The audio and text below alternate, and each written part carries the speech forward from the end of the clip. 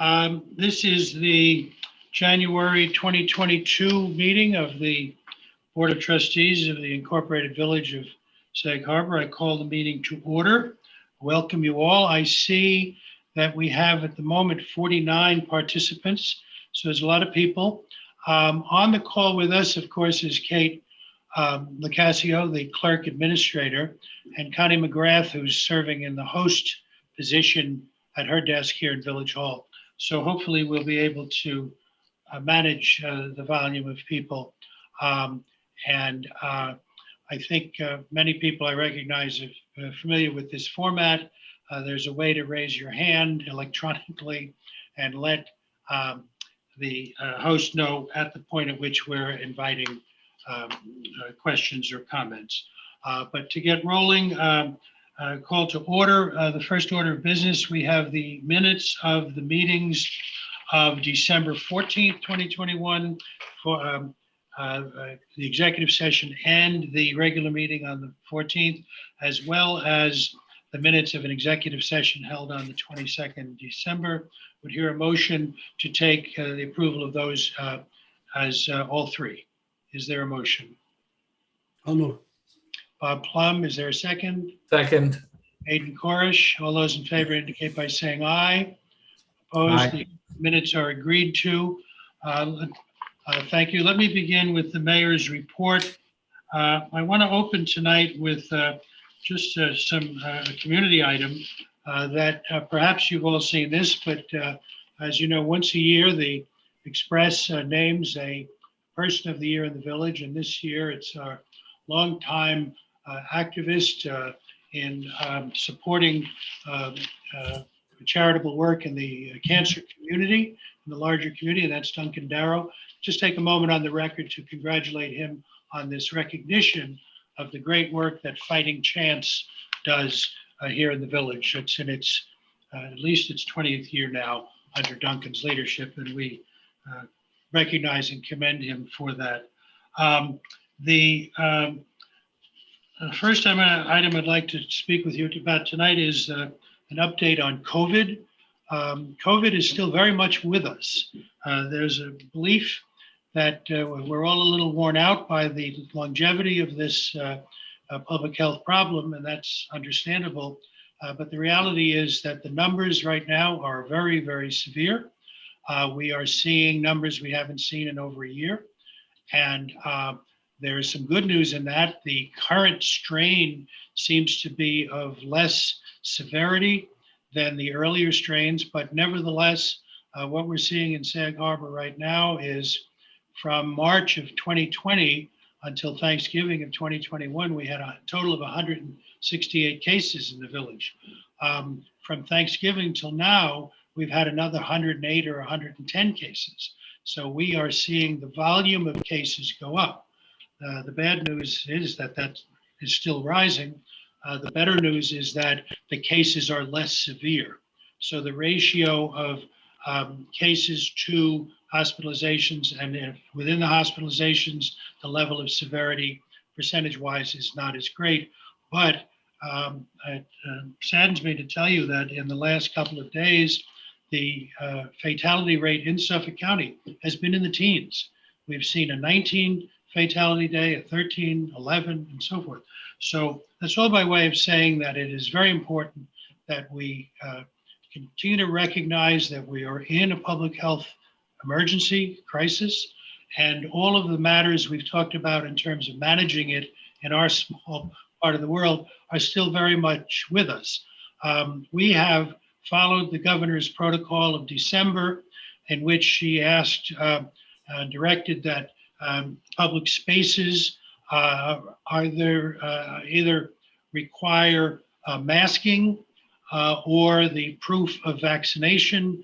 We in the village government have chosen requiring masking to enter our public spaces, our public buildings. We ask our private spaces that have received the public, principally our commercial spaces, professional offices and so forth, to do the same. And that is to require masking in as many environments as you possibly can, and ask the public to continue to be part of that enterprise, which is to protect ourselves and others and our families through masking. The other two strategies that are out there, there's not an unlimited number of them, but one is to be tested. If you have the slightest indication of any symptoms, the number of testing facilities is growing all the time. The nearest ones to us are right here in Sag Harbor at the walk-in clinic on Bay Street, further over in Bridgehampton at the bigger clinic in Bridgehampton Common. So, and of course, further over the hospital. So there are places to get tested, and we would urge that people get tested whenever there's even the slightest indication, because the earlier you give your attention to symptoms, the better off. The protocol from the governor, from the federal government and all, is to encourage vaccinations, and we do the same. We have a great profile of vaccinations in the village relative to other places. A lot of people are vaccinated, not everyone. We would encourage that treat vaccination as a very important part of any strategy. The vaccines are available at those same places that I have mentioned, and in the usual environment, they are free to the patient, so that we would encourage that. Just to keep the message going, you'll notice around town we've added on our banners on the posts 3 different messages: mask up, vax to the max, and get tested. 3 simple ideas. I want to thank Bob Weinstein for the work he did at the beginning of the pandemic with our signage encouraging masking. We had a very, very good profile. A year ago, we were seeing numbers as few as 43 cases per 1,000. Our number is up higher now. It's over 100 cases per 1,000, but still a very good profile compared to a lot of other places. So mask, vax, test, all of those things we would encourage, and hopefully our numbers will get better as time goes on. The Omicron variety is the most common that is being reported by the medical community now, and it accounts for the relative speed of the virus in terms of beginning onset of symptoms to feeling better, and also impacting on the disposition of cases in the hospital. Before we get to the public safety report, I want to ask Trustee Gardella, Deputy Mayor Gardella, to jump in, because he has a report directly from the hospital in terms of what we're seeing, and no place reflects what's going on in the community quite the way the hospital does. So, Tom? Thank you, Mayor Rocca. So I spoke to the hospital this morning, and the numbers as of this morning, we have 28 patients in the hospital in Southampton at a COVID, or have been hospitalized for COVID. Of those 28 patients, 18 of them are vaccinated. 10 of those patients are unvaccinated. Out of those 28, 5 of those patients are in the ICU, which is the intensive care unit. 3 of those patients are vaccinated. 2 of the patients are unvaccinated. And we have 1 patient that's in the ICU that's on a ventilator. And I did not get the vaccination status of that person. So as of this morning, that's where the numbers are locally. And the bed availability in the hospital is not strained, but it is, there are a lot of people in the hospital, and nothing like we saw where we were straining up against maximum capacities a year ago. And that continues to be an encouraging part of the story, that the hospital, the experience they've had, the different intensity of the virus, is that the hospital is very much on top of the population that it is treating. and that is encouraging to all of us. I want, if you're done, Tom, I just want to add that in consulting with our other public safety units, we have 150 members in one form or another in the fire district, volunteers, of whom 120 are now vaccinated. In the ambulance corps, 27 active volunteer members, all but 2 are vaccinated. And both of those services are operating safely, and we continue to do something that Tom led a year ago, which was the decontamination of our emergency vehicles. The ambulances in particular are decontaminated on a regular basis. So bottom line and all that is this is still very much with us. It requires everyone's attention and mutual support, and hopefully better days ahead. To do the reports, I will take the Public Works, Docks, and Buildings. I'm pleased to tell you that Public Works is up and running. They did have a couple of cases in the department which have come and gone, and they're at full capacity. They just completed installation of a 12-foot catch basin on Germain Avenue opposite Palmer Terrace, dealing with a flooding problem we've had in the area, particularly that was associated with some building that occurred or renovation on the other side of the street. That was accomplished just before this cold snap set in, and hopefully will provide relief from flooding in that particular location. The Highway Department also just conducted a very important project. Very few people realize that up on Rogers Street, there is a drainage sump that has to do with the water table that flows all the way down to Havens Beach and into the ramp and down on the waterfront, and just completed a 10-year cleansing and pumping out of that facility. It's a fenced facility. You don't even notice it's there. It's behind a number of houses at the top of the water table, the water shed, and that was completed about a week ago. And thanks to Dee and to the guys for that. We did have a little bit of snow on the 24th on Christmas Eve, just to make a little bit of a postcard out of it, but it was not a heavy burden on public safety. We had a bigger dump of snow the beginning of this week at 4 inches. Didn't last long, very sloppy and wet, and we had no particular difficulty with it. The guys were out starting at 2 a.m. and the streets were open and safe. The liquid salt brine machine continues to be available. The kind of weather we're having right now, I think it's 16 degrees right now, requires attention to the roads if we get the slightest bit of moisture, because freezing can occur very quickly, and they are on top of that. So thank you to Public Works and Highway. On the waterfront, all is quiet, and it's so cold this week that the harbor master's boat is up and out of the water as we get through this cold snap. The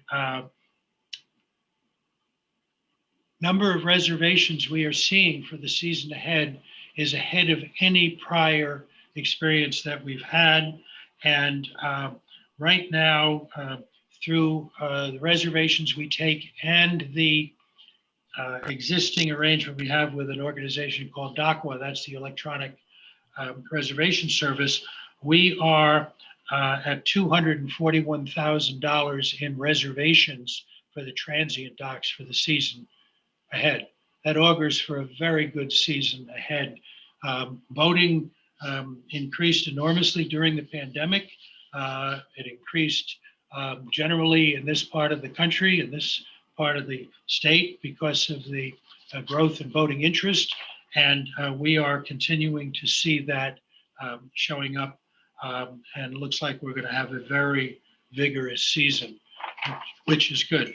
There's a number of repair projects, replanking and other works, and repair of the transient docks that were damaged during the last late fall storm.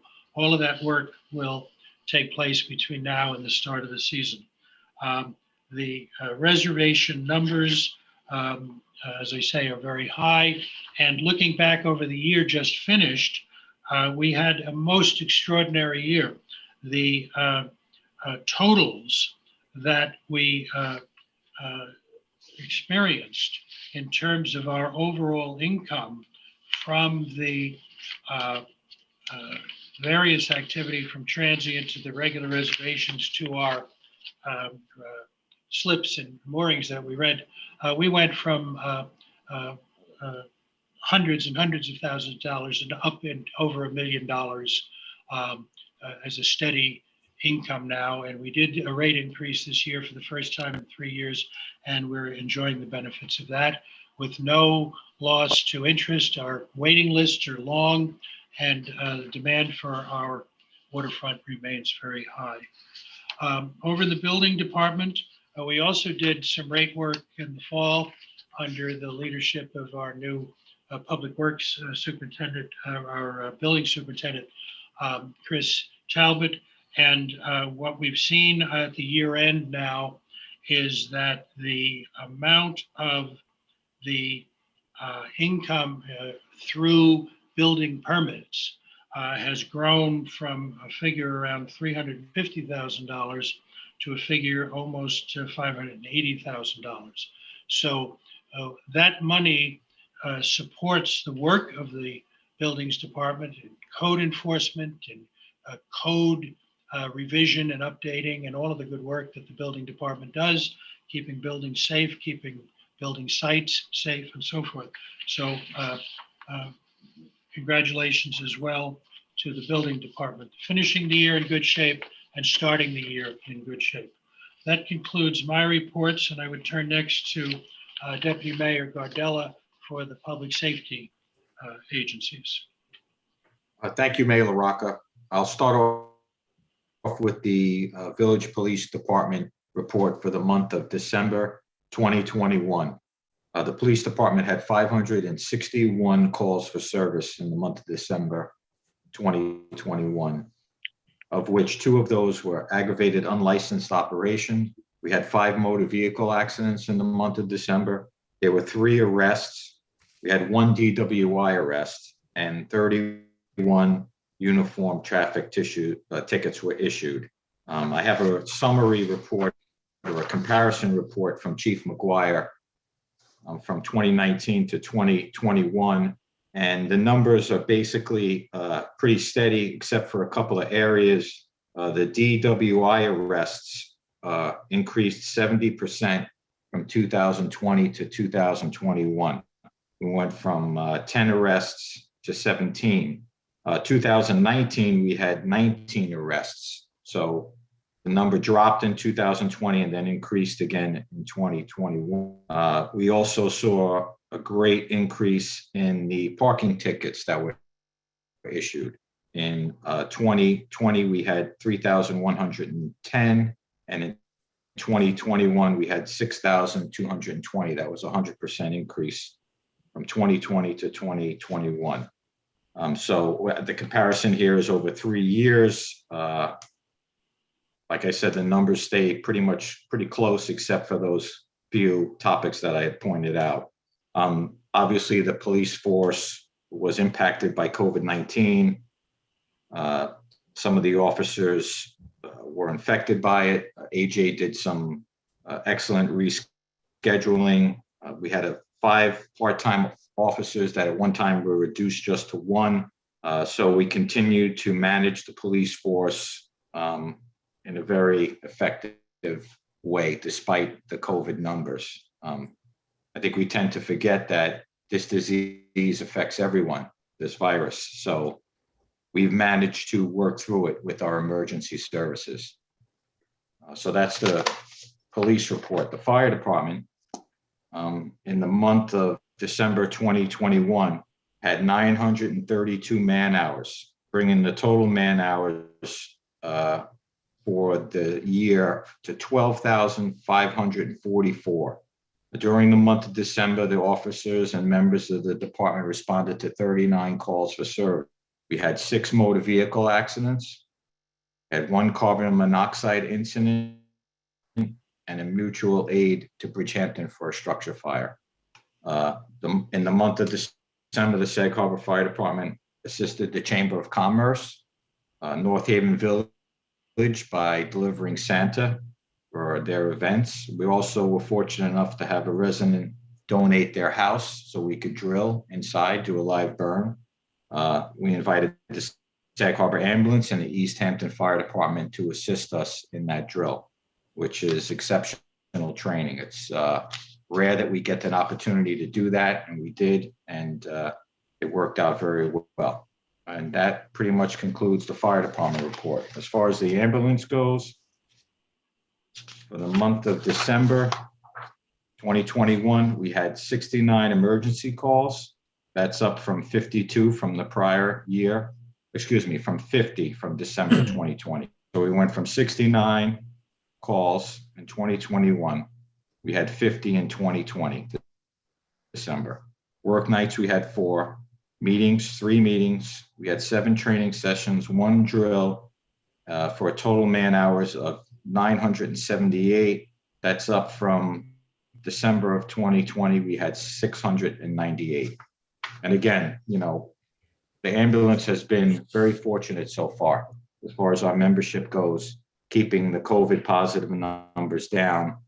Most of the members that have contracted COVID-19, and there's only been a couple, have done it outside hazard. We haven't traced it back to an ambulance call.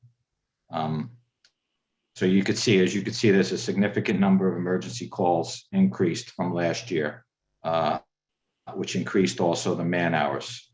And again, they've accomplished this by, also managing through the pandemic. As far as PPE goes, personal protective equipment, we're pretty well stocked up with that as far as masks goes and gloves and whatever else we need to protect ourselves. And Debbie also is in the process of ordering, I believe, some shields and hoods. I don't know the specific name of the equipment, but we're looking to, further protect our members from this virus, as we don't know, as this thing continues to change and mutate, where we're going to be a month from now, 6 months from now. So we're just keeping our fingers crossed and praying that we get through this, all of us, safely. Debbie also gave me a comparison from 2021 to 2020. In 2020, we had 737 emergency calls. In 2021, we had 802. We also had in both years, we had 52 work nights. We had 24 meetings in 2020, 25 in 2021. We had 41 training sessions in 2020. That increased to 60 in 2021. We had 1 drill in 2020. We had 3 in 2022, so that increased. 4 work details in 2020 and 6 work details in 2021. We had no parades in either year, and we had 2 standbys in 2020 and 3 in 2021. Total man hours for 2020 were 10,888. Total man hours this past year were 13,569. And I just wanted to say to the police, our police officers, our firefighters, and our EMTs and ambulance workers, I just wanted to personally thank them for being courageous and putting themselves out there at risk to themselves to protect us and to keep us safe. So I just wanted to say personally to thank them. And that concludes my 3 reports. Right. Thank you, Tom, and amen to that. Our thanks. By the way, we should mention that for the last 6 months, we've had the generosity of the fire department using the big meeting room for our meetings. We've come back inside now with the Zoom meeting, given the surge in the numbers. But over these months, we enjoyed the generosity of the fire department, and I just want to publicly thank Kevin and everybody for allowing us that space. We always favor the idea of a live meeting rather than Zoom. FYI, we have a audio-visual capacity to be installed. I think we signed the papers today for that, for our regular boardroom here in Village Hall. But we did enjoy the fire department's hospitality for the last several months. Next up is Aidan Corish and the Sewer Department and Village Grants and Associated Matters. Thank you, Mayor LaRocca. First, I'd like to echo your comments and Tom's comments about our fire department, ambulance corps, and police department, and how they have served us so admirably throughout COVID. Really owe them a great debt of gratitude. I'll start with the sewer report for the month of December 2021. The total gallons in the month was 1.745 gallons. Total gallons of sludge removed, 22,500. DMR reports were forwarded on 111. Suffolk County DHS inspection date, the next inspection will be in about 2 weeks on 124. And the New York State DEC inspection date is open. We had no complaints for the month. Summary of operations, treatment plant is running well under all permitted levels. We're now operating on just 2 basins out of 5 because we're at the lowest, lowest use considering the time of year. And so we will probably operate at that level for the next month or 2. We had Benson contracting out. We had some UV lights that were not working. We have 100% redundancy on the UV lights. So we had 2 banks around. We replaced the ballasts in both banks and everything came back online. Everything's working just fine. The flow decrease from November to December was approximately 97,000 gallons. That concludes the sewer report. Next month, we'll have a little more conversation on the sewer report about progress on the Area K and Area L, the connections and the progress that's being made on that project. I'll say no more about that now, but we will have a lot to say about it in February.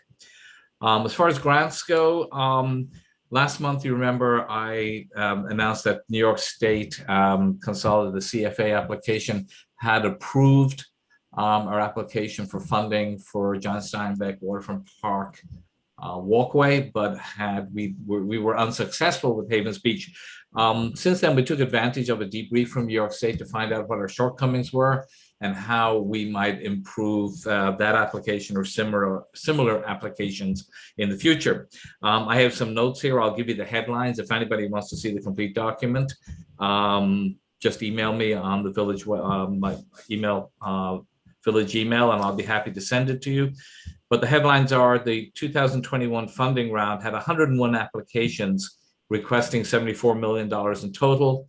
They were able to support, the DOS was able to support 46 applications and awarded $27 million. 2021 priorities favored implementation projects over planning. And what we were applying for was a planning project, which is the main reason that our request was not funded.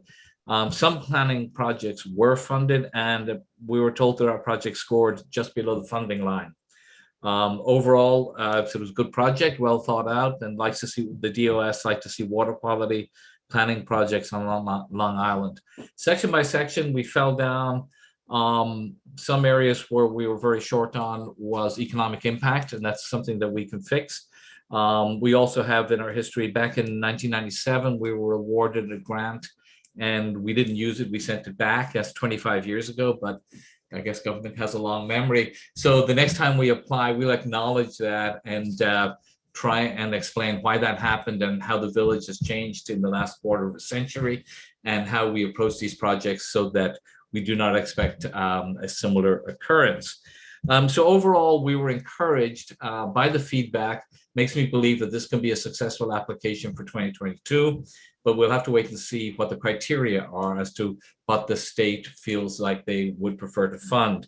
It was an excellent exercise. I'd like to thank New York State for allowing us to participate and the time they took to prepare the report, which is very beneficial to the village.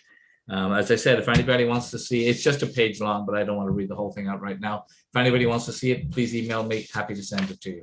And that concludes my reports, Mayor. Okay. Thank you, Aidan. We should mention, I think we might have mentioned it in the December meeting, but we did receive a grant of $279,500 toward the work in the Steinbeck Park walkway. And that was a joint effort of Aidan and the grants operation, the process we go through with our Assemblyman Fred Thiel on state monies, and all of the parts of that process clicked, and we were given an award for 100% of the request. So that work, if you've been down near Steinbeck Park lately, you'll see there's soil has been delivered. The topographical work will be beginning as soon as we get past the worst of the winter weather, and the boardwalk connecting around and under the bridge will begin. Next up will be the Affordable Housing Initiative, which is a joint report of Trustee Hay and Trustee Plum, and set the stage for some work we're going to do a little later in the meeting. So Ed, if you will. Bob? Go ahead. Well, I just wanted to say that Ed is going to be giving the up-to-date summary of where we are with the proposed legislation at this point. Sorry, Ed, go ahead. Thanks, Bob. Thank you, Mayor. Actually, even before I get to that, maybe if I could just speak to the Justice Court report as well as the MASH Park report. Sure. The Justice Court report will be very brief. To your earlier comments, it's a small staff, and COVID has hit the Village Hall pretty hard. And the Justice Court members have been, the employees there have been out for some time apparently, and haven't been able to pull together the information we needed for the year-end report. So we'll present that at next month's board meeting. MASH Park has continued its negotiations with the school district for capital improvements to the field. They've been meeting almost weekly since September, going through plans for fields and facilities in the park. The surveys are complete. They have received the help and are working under the guidance of 3 architects. And the most recent is a landscape architect who's now looking at the plans, and there are multiple options being considered for field configurations. And so now the planning is taking place as well for replantation and landscaping of the park after the fields, the new fields or multiple field options are considered and put in place. And so the park board and the school board has a holistic view of not only the work that's going to be done, the cost of that, but also a good picture of what the outcome will be as well. So that work is in progress, and it's in the hands of those architects now who are working diligently to move this forward. Affordable housing. And I just want to start by saying this is an initiative for the village that everybody on this board is involved in, is engaged in, is supporting, and many throughout the community. Our objective, this board's objective has been and remains to assist individuals and families who are finding it increasingly difficult to find affordable housing based on wages earned locally. Over the past several months, we've consulted with residents, essential service providers, business owners, housing advocates, neighborhood leaders, elected officials, other stakeholders, including developers of affordable housing, both inside and outside of the village. And we've reviewed an inventory of planning studies. We've studied and wrestled with the scope of this board's authority and ability to affect change. to facilitate affordable housing in the local market. We've also identified multiple strategies to improve affordable housing opportunities in this village and in the surrounding communities. And we can summarize the board's approach with 3 words, really: zoning, collaboration, and program administration. These 3 words are threads that make up the housing initiative that I'll summarize very briefly. For zoning, we know that affordable housing is already permitted where appropriate throughout the entire village. And we'll introduce, as soon as our next board meeting, proposed amendments and revisions to the code to strengthen our hand in this area. The amendments will establish an affordable housing overlay district that covers the entire village of Sag Harbor. There are 2 essential elements to this overlay district. One that'll allow or permit affordable housing projects in business and commercial districts, and another to cover the R20 or residential districts, and that will permit auxiliary or secondary units. We also know that we need to identify and assess potential incentives for all types of affordable housing development in and around the village. The second thread that is woven through this initiative is collaboration. It's the people in this village. It is the people in this town, in these towns, East Hampton and Southampton. We know that the success of this housing initiative depends on both public and private engagement and support. The board's actively pursuing ways to work with East Hampton Town, Southampton Town, and the private sector, both within and outside of the village borders, to create more affordable housing opportunities. Another thread that's woven throughout this initiative is an effective program administration. That'll be essential to any aspect of this initiative and to every aspect of this initiative. And we're looking to leverage existing resources, knowledge, and skills so as not to duplicate efforts or further burden an already stretched amount of resources the village has. So we're exploring opportunities with both East Hampton and Southampton Town to assist us with affordable housing administration as well. But to sum up, I'd say we're pursuing ways to create more affordable housing opportunities, both inside and outside the village. We know it's difficult for some families who are finding it even more difficult in this real estate market to find affordable housing. And we continue to collaborate with both public and private sectors. And we are looking to propose amendments as soon as the next village board meeting. That's the affordable housing report for this meeting, Mr. Mayor. Thank you, Ed, and thank you, Bob. We'll be open for comment in a moment. Let me double back to the treasurer's report, which I skipped. We have no life without our treasurer, so my apologies. The treasurer's report.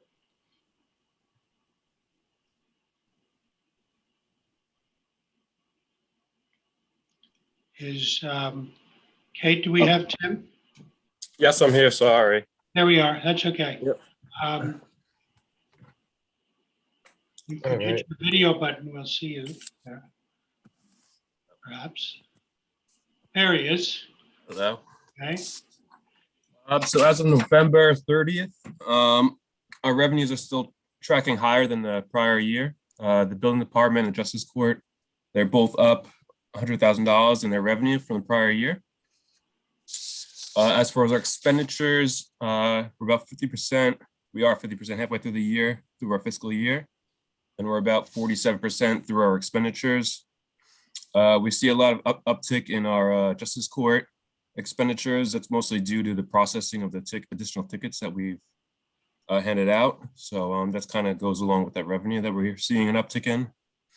And then we also are, due to our budget, we have additional vehicles we purchased this year with the highway payloader and the police vehicles as well, but those are both something that we budgeted for. And then we have additional spending as well for ambulance part-time workers. But again, that was part of the budget that we wanted paid coverage throughout the day. And then the docks, they're also seeing the full activity of the electricity to the transient dock. So as of November, we're about 36,000 of electricity that we've seen going through them. And then finally, we have our first payment for our $4.5 million ban for the Long Wharf at $320,000.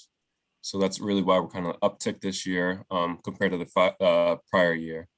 But as of that, I mean, we're pretty good with our spending for the year, and hopefully the rest of the year will, be good with our budget and underspend and spend well. And then also that we're going to start with our budget process as well coming up in the next couple months. So I'll be meeting with everybody to talk about that and plan for next year already. It's upon us. Yeah, the budget process starts now. The department heads are being asked very shortly to give us their wish lists and proposals for the year ahead. And I would ask you, Tim, just comment for a moment. We have, for the beneficiaries of grants in 2017 and 2019 associated with the Long Wharf and the long arm of bureaucratic process and so forth, do we expect to see that cash in the first half of the year? I haven't heard an update from that. I'm hoping so. I'll have to meet with everybody to see what's going on with that. I haven't really heard anything though, but I'm hoping by September and also by the time we, approve our budget, that will be in and we can have a plan on having a lower band out there when we do switch to a bond. So that's the whole plan with that. And that'll lower that expense a little bit and having, knowing the grant that comes in. Right. All right. Thank you, Tim. Yep. Thank you. I would ask for a motion to accept the treasurers, the mayors, and the department heads. Is there a motion? I'll move. A second? I'll second. Tom, all those in favor indicate by saying aye. Aye. Opposed? The reports are agreed to. We now enter our first public comment period. Comments during this should be associated with the reports that you've just heard. Comments or questions regarding the departmental and mayoral report. There's an electronic way to raise your hand, so do that if you want to be heard, and we'll confine commentary to 3 minutes per person.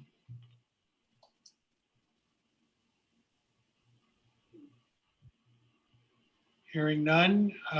Mayor, I have Bryony Frage raising her hand. Okay, Bryony, out there somewhere. Come on in. There she is. Hi, Hey, how are you? I'm well. How are you? Good. Good evening, board. My name is Bryony Frage. I am a Sag Harbor Village resident, also a member of East End DMB. I am so encouraged by the preliminary report. Tell everybody what YIMBY is. Okay, East End DMB, it stands for Yes in My Backyard. We are housing advocates, advocating in all 5 East End towns for affordable community housing for our essential workers, our young professionals, our families, our teachers, really everyone that makes this community so vibrant in what it is. And I think everyone is now really acutely aware that a lot of those people that we rely on are being pushed out. And so I am thrilled, and I know I speak for many who are on this call. Actually, I had a question. We have some friends who wanted to join, but is the meeting capped at 100? Pretty amazing that we have 100 people on this call, but is that There's not a limit. They can't get in because they need to have a Zoom account and they need to register for the meeting. It's okay. It said this meeting has reached a maximum of 100 participants. Please try again later, is what somebody sent me their screenshot. Okay, I can look into it, but I wasn't So if there's a informed way, that there was a limit. Okay. I know that that's what some people are experiencing tonight. So just so you know. So thank you for this report. We're encouraged. I am encouraged. I guess I just have three things that I hope are included in some of the things that you bring forth. One really most, I guess, personal to me is that I be permitted to build an accessory apartment or tiny home on my property. ADUs, accessory dwelling units, prevent foreclosure and increase affordable housing. So it's like a wonderfully mutually symbiotic relationship between homeowner and community member. So I really hope to be able to do that. And I own less than half an acre of land in the village, and I know that most people in the village own significantly less than that. So I do hope that when you're crafting the parameters and the regulations for who can build one, that you make it as lax as possible, so that as many of us who are ready to do this can. Because as soon as I get the permission, I'll build one. So at least I can help one person who's struggling to stay in our community. And the other two things are implementing inclusionary zoning changes to allow conversion from single family homes to multifamily homes. And also creating housing for essential workers, local professionals, west of Main Street, that area we're always talking about, behind the post office, by the parking lot. That could be a beautiful, affordable community housing district for professionals and essential workers who we rely on in our village. So those are my hopes for what you all unveil next month. Thank you very much. Thank you, Bryony. Anybody else? Mayor, I have Peter Ganay. Peter, go ahead.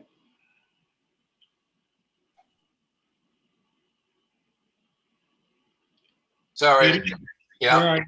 There you are. I'm here. I'm waiting to I'm waiting for video to start, but am I unmuted now? You are. Thank you. We can hear you, and we have your high school yearbook picture. Okay. Sorry, I don't know why the video is not on. In any case, I just wanted to clarify something. I know this is comment on the previous reports, but I see that the next part of the meeting is you've got 3 local laws back to back. And I just wonder, is there going to be an opportunity to comment from the public on each of those as they're proposed, or is the public comment going to be held to the end of that block?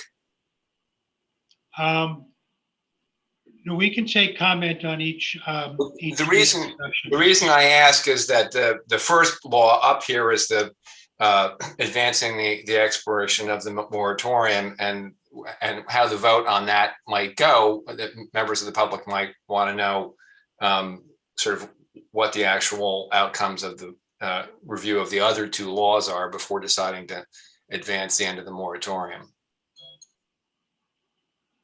All right. I hear you. Let me digest that. Are there other comments? That's it from me. Okay. For now. Thank you, Peter. Thanks. Mayor, I have an Alejandra that's raising her hand as well. Alejandra. I saw her picture earlier. Alejandra, do you hear us? Yes, good evening, everybody. Thank you for the There you opportunity. are. Okay. Go ahead. Thank you for the opportunity. So I'm also a member of Yes in My Backyard about affordable housing. I'm a homeowner. I'm also a landlord. And 3 years ago, I was a renter, and I'm still a renter. I still live in a rental place. But I was very scared because I have no place to go. And I own my business as well for 21 years in East Hampton. My house is in Southampton. Affordable housing is a need. There is a lot of people who work for them, who are in the ambulance, who are firefighters. There are a lot of people there who needs the housing, and we need to come up with solutions. Speak maybe with small landlords how to work together and create places for people to live that we need in the town. We, as a business owner, I have a short in people. I don't have people to work with. My nephew was a firefighter. Voluntary. He now can't do it anymore. he can find a place to live in here because it's very expensive. So if we can create accessory apartments or multifamily, change the zoning, we can allow these essential workers to stay in this area, which is very needed. A few months ago, Sag Harbor had a big fire. The East Hampton Fire Department has to go and help in Southampton. So we all help each other. But if we all help each other, we can create a solution for this big problem that we have. So, thank you for listening to my concerns. Well, thank you, Alejandra. We appreciate that very much. Anybody else? I have Geraldine Maslanka. Go ahead, Geraldine.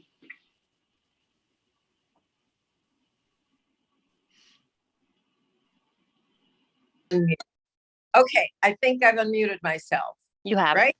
Okay, thank you.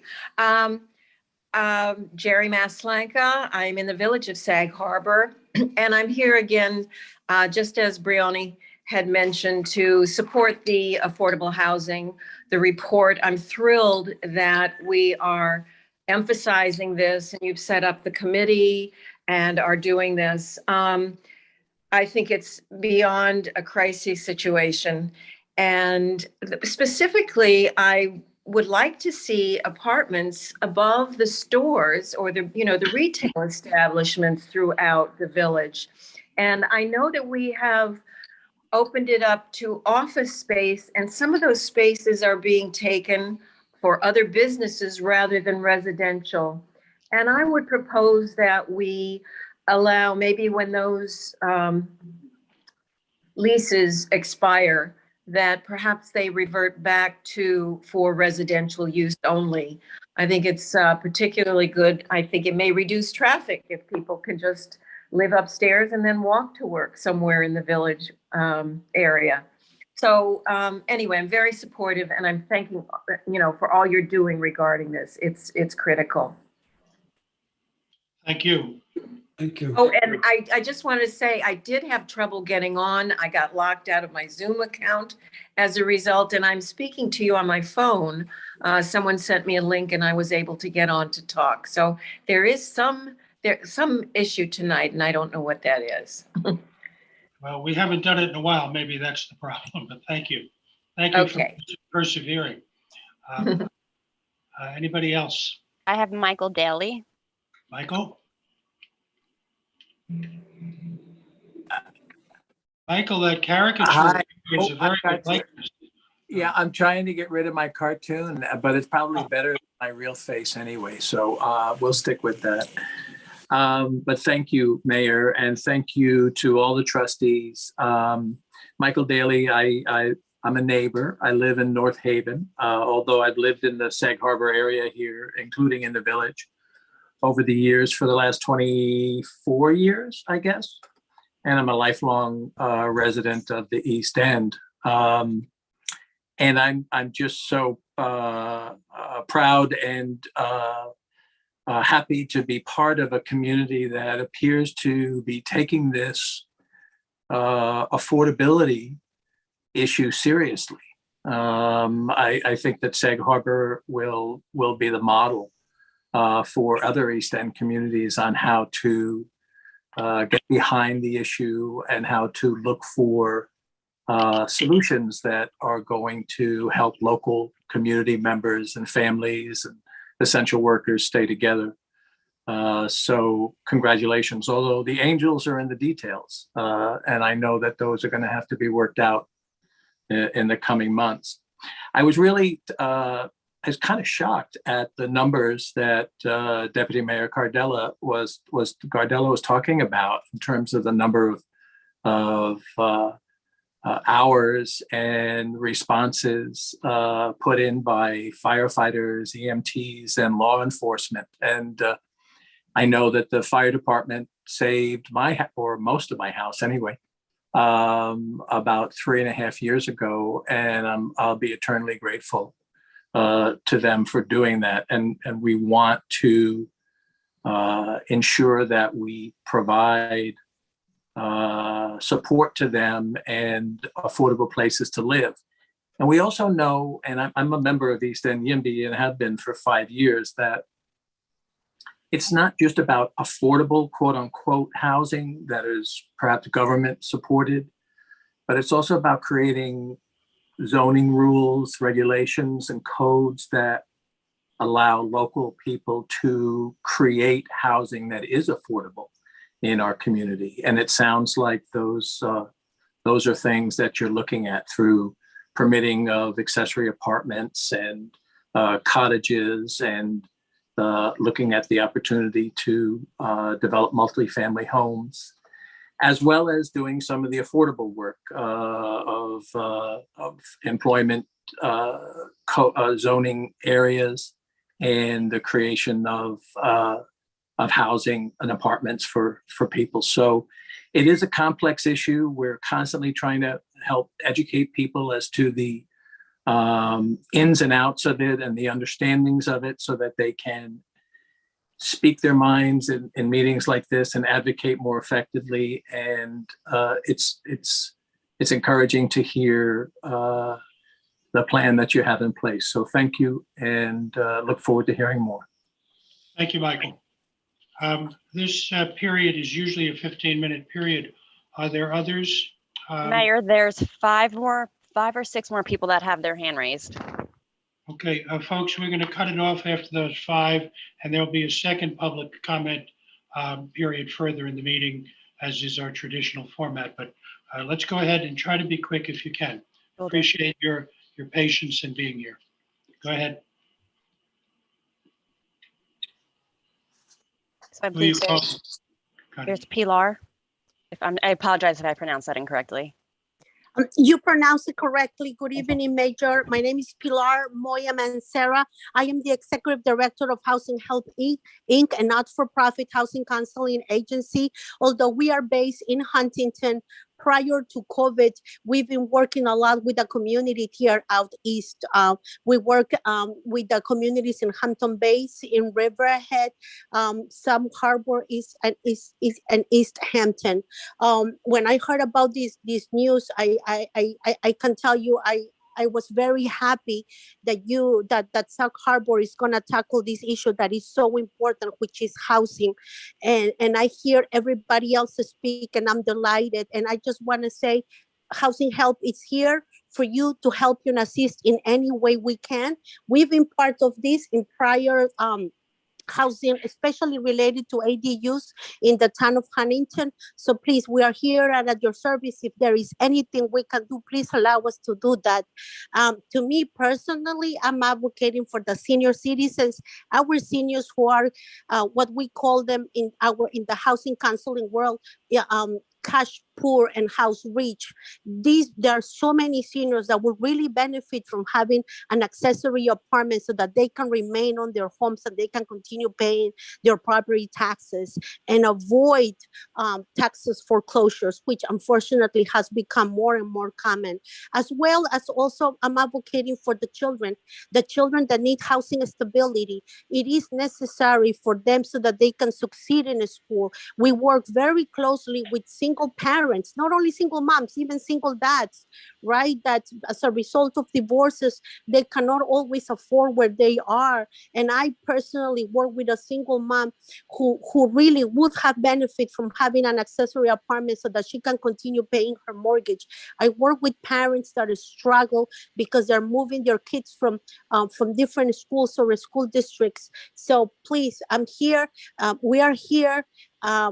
Keep our information. We're here to support you in any way we can. And I know I gotta go, but thank you for listening. Thank you. Thank you, Pilar. I've known Help Incorporated for many, many years. We know where to find you. So thank you for joining us tonight. Connie? Mayor, next I have Maria speaking.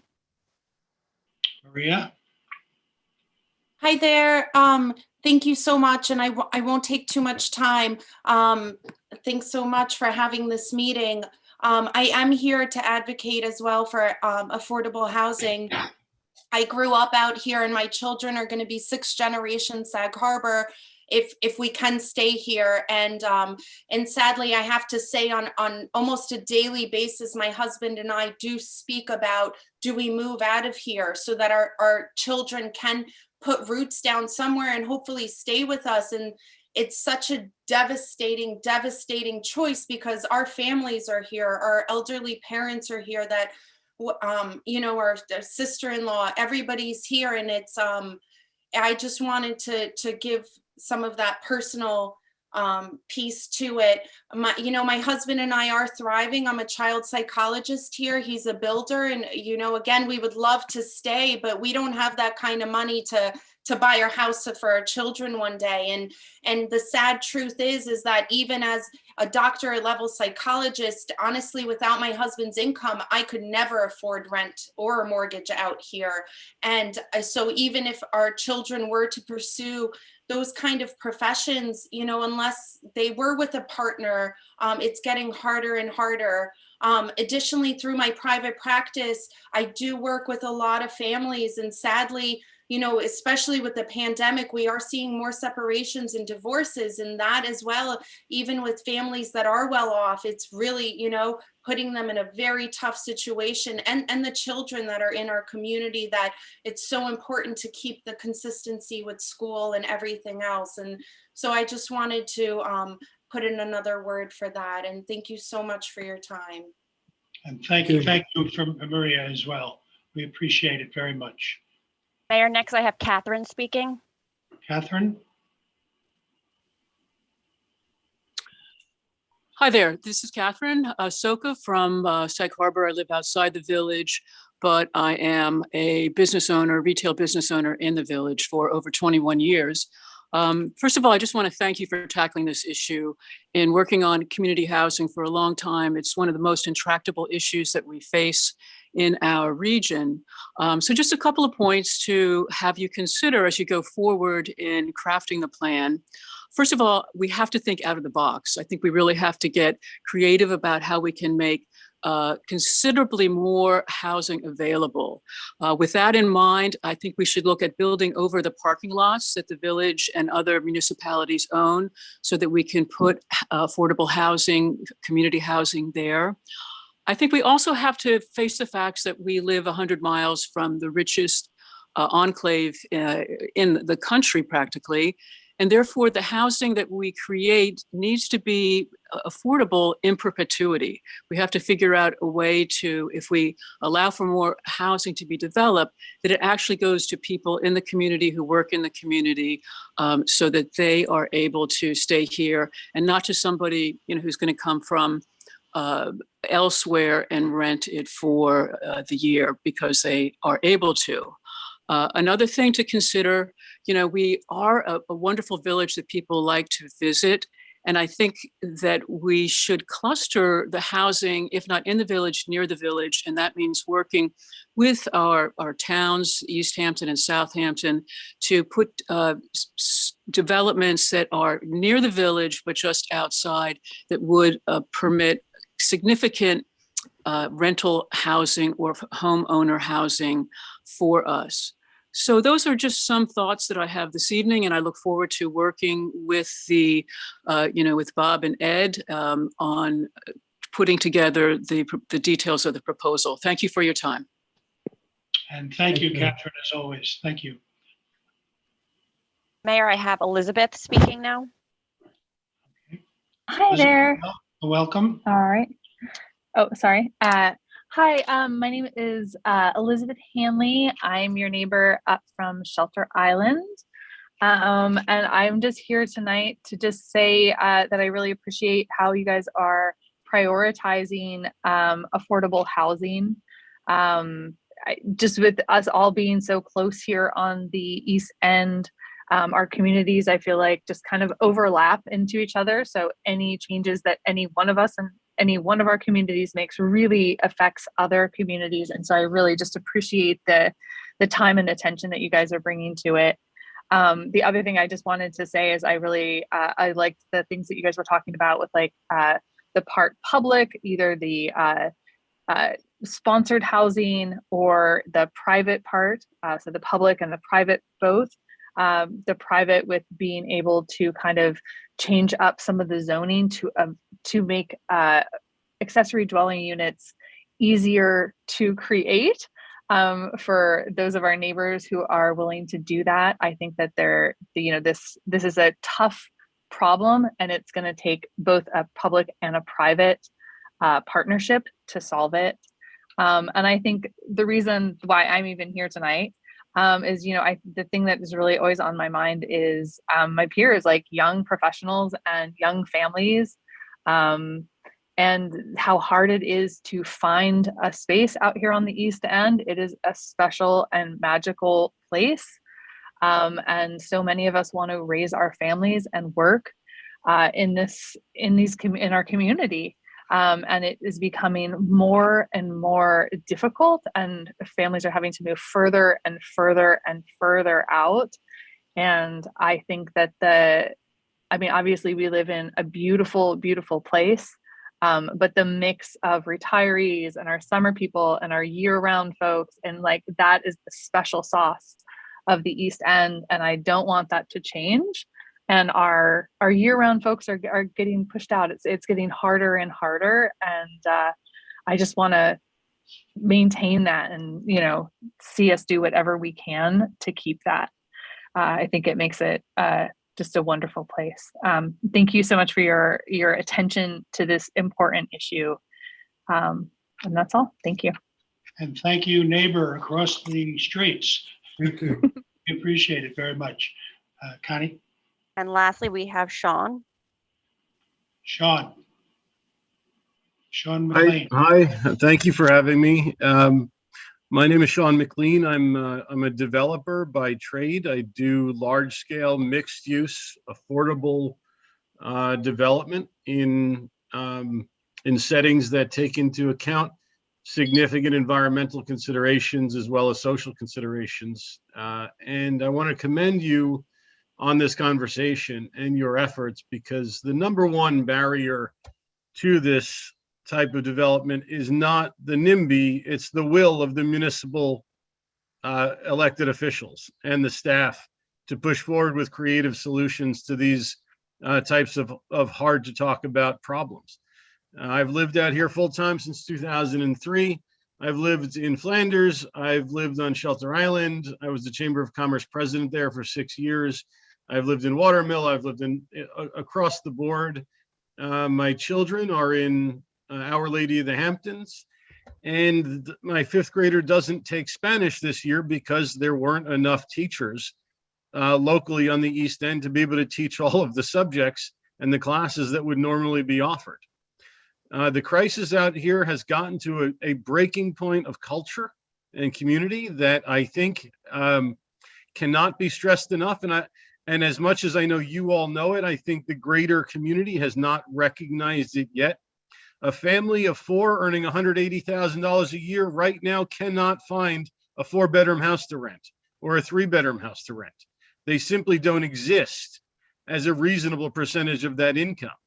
And that's not a tremendous amount of money to be talking about a police officer and a teacher in one of the local school districts being married with a couple kids and 3rd generation East Enders. So keep up the great work. Really applaud you for this effort.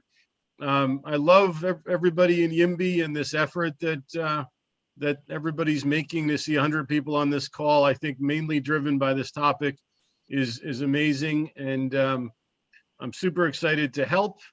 My organization is working on a very large development on the west side of the town of Southampton, up near the Riverhead border.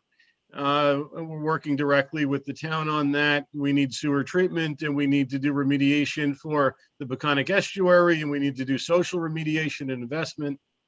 And if there's any way I can be helpful in any of this, I've offered my services to the YIMBY folks and in their consideration. So again, congratulations on even having this conversation. You are a breath of fresh air out of all of the villages and the towns in East End. It's great and proactive and amazing. So thank you for that. And thank you, Sean. Let me invite you to be in touch with Ed and Bob and I. Come out and see us. You said the magic word, you build things. We want to talk directly with builders. We've been talking with some of your colleagues and competitors about possible projects. So come on out. And that's we'll great. talk. We also write our own custom zoning codes and do the full environmental work with the consultants like Chick Voorhees and other people on the East End that are trusted. And I think you have a lot of really great people out here that can work with you and are happy to work with you towards it. So thank you for the invitation. We will take that up. All right, that's going to conclude this first public comment period. And we'll move on to the regular agenda now. I've shuffled a couple of items just in terms of the sequence of what we're going to consider. We have under public hearing and continued public hearing, I'm going to switch that order and call up the continued public hearing, which is item number 9, number 1, which is the local law establishing the new waterfront zoning overlay district. And that is an open public hearing. So I will call up that item now and describe that this is a continued public hearing and invite comment from anyone who cares to be heard on that specific matter. I'll make the If I may, what motion. we'll do is we'll follow that with the what was originally listed as the first item, and that is the conclusion of the moratorium that's been in effect throughout the overlay consideration, and following that with the standards to be applied under the overlay code. So the sequence of those 3 items, they are interconnected, but we will start with the overlay district itself. Does anyone care to be heard in the open public hearing? Peter Mayor, has his hand up. I'm sorry, that, anybody? I have Peter that would like to speak. All right, Peter Gannay? That's me. Peter, go ahead. Thank you, and I very much appreciate your adjusting the agenda here. I think that makes a lot of sense. I appreciate it. So I'm Peter Gannay. I'm a board member of Save Sag Harbor. I'm at 165 Division Street, and I'm speaking on behalf of the Save Sag Harbor board at this point. We've written to the mayor and trustees in some detail about our outstanding concerns about the draft overlay code as it now stands, and we'd like our letter to be entered in the record. But in the interest of time, I'll speak just about one issue right now. Not long ago, the village permitted the construction on West Water Street of 3 buildings that now block off the waterfront for reasons that presumably seemed valid at the time, despite vocal objections from Save Sag Harbor and others. Just a few years later, we hear people in Sag Harbor saying, how did this happen? That same development was one of the spurs to the effort that you're now involved in to create an overlay waterfront district zoning code. The intent language in the code itself says it's meant to consider the intense development pressure on the waterfront. And one of the few positive things it says in that preamble about the draft it replaces is that it imposed important restrictions to the height of commercial structures on waterfront properties.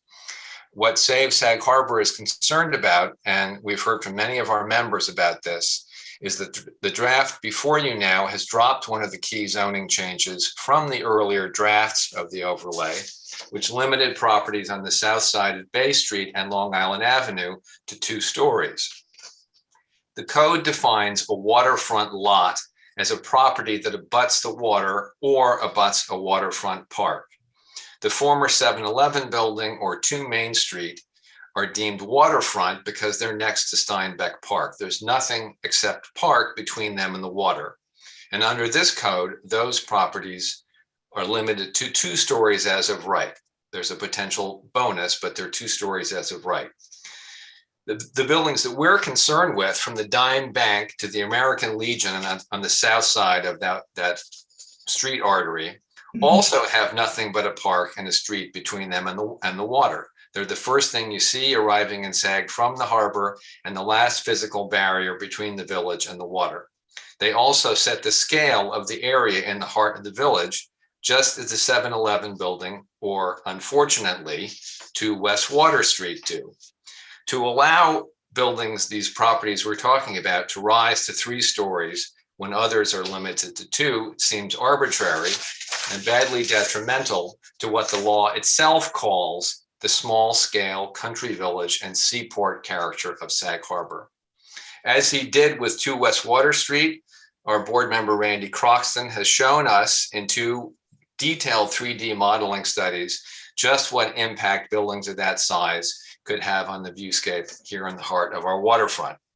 We would like to ask the Board of Trustees to review this one element of the proposed law before voting it into the books, to vote yes or no, up or down, on limiting the heights of these properties. So if the public finds itself a few years from now looking at a row of tall buildings along this artery and asking, how did this happen? The record of this meeting will provide the answer. Thank you. Thank you, Peter. Other commentary or questions? Mayor, I have April Gornick. April, good evening. Good evening to you all. Thank you very much for all the work that you've done on the waterfront overlay district proposal. I continue to be confused in spite of the good improvements that you've made. I continue to be confused by the notion of the height being, as I now understand it, up to a possible 2 stories equaling 35 feet. What I don't understand is why there isn't just a limit on the building's height to 25 feet, wherein an applicant who wants to build there above that height would just have to take their building plans to the zoning board and the planning board and get a variance approved. I don't know why we're starting out with such a high height or the potential for a higher than 25-foot height within the code itself. If I'm misunderstanding this, please feel free to correct me, but I'd rather see it written into law for the protection of the aesthetic of the waterfront and the enjoyment of the park and everything that the waterfront, as I understand your administration, is committed to protecting.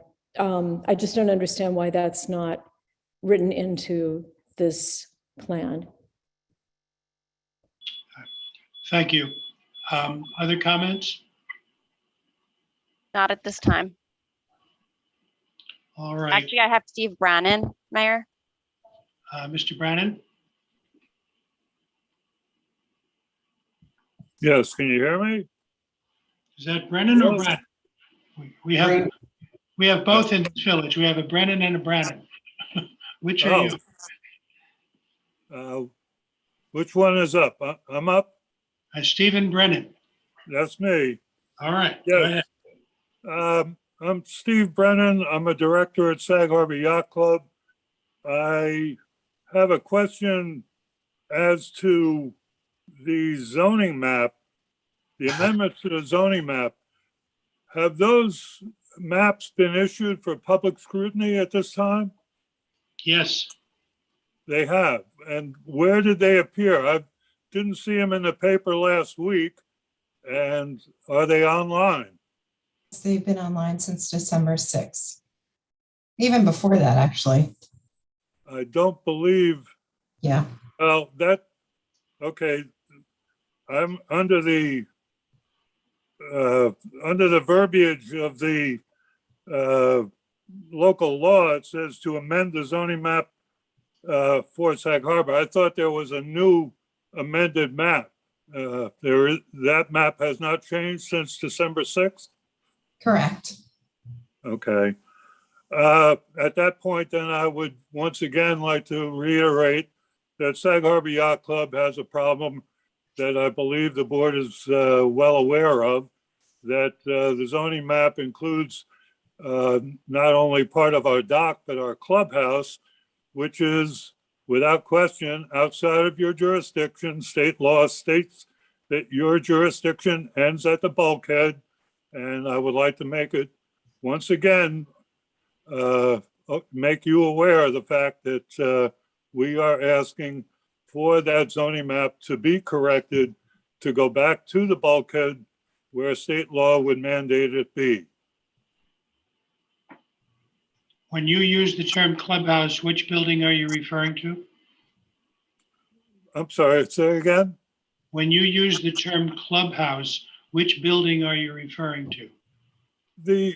Our main dock goes out, and the zoning map shows. I understand that, Mr. Brennan. I'm asking you what building you're referring to. Well, the clubhouse is exactly that. It is our clubhouse. If you go beyond our clubhouse, you get out to our fuel house. All right, That sir. is not covered. Sir, we've spent a good deal of time together with you. We are referring to the small clubhouse on the dock. You're calling that your clubhouse. All right.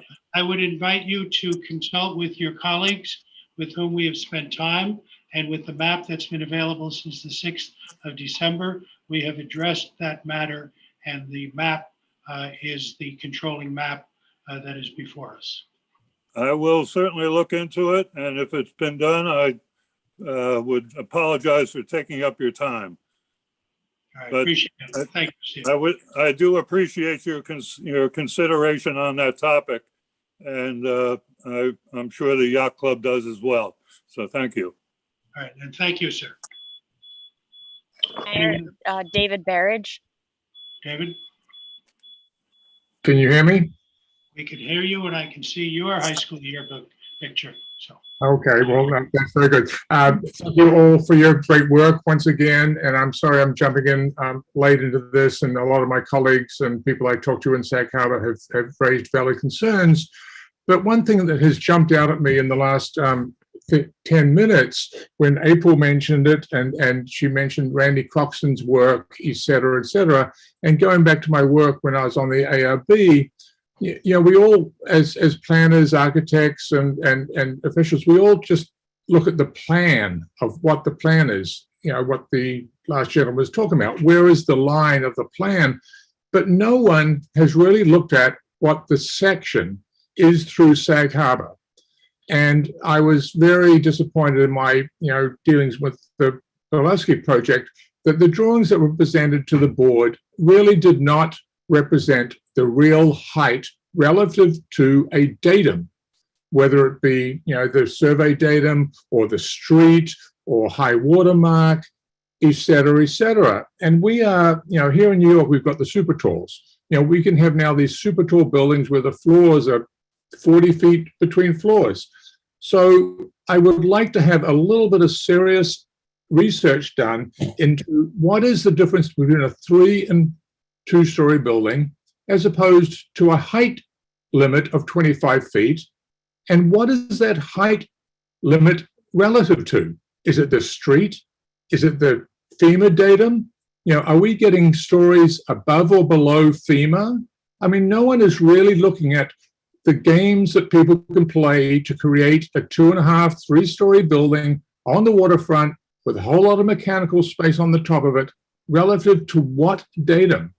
And I think people are missing the boat, it is a waterfront, about what the waterfront looks like from the water or Bay Street, what the datum is. And if you drive down Water Street now, what is the datum? Is it the front door of these condos, or is it the street where you walk out of the post office? And I implore people to understand, we're all talking about 2 stories, 3 stories, this and that, but let's do a study of what the cross-section of Sag Harbor looks like relative when you drive into Sag Harbor from Bridgehampton, and also what it looks like when you come in on a boat, because there are a lot of people throwing a lot of things around that are missing, and I'm going to say it again, missing the boat. What is it like to walk down Main Street and interact with the wharf and the waterfront? And height does matter. Size does matter. And we need to understand what that height is, and do not get sidetracked by whether it's 2 or 3 stories.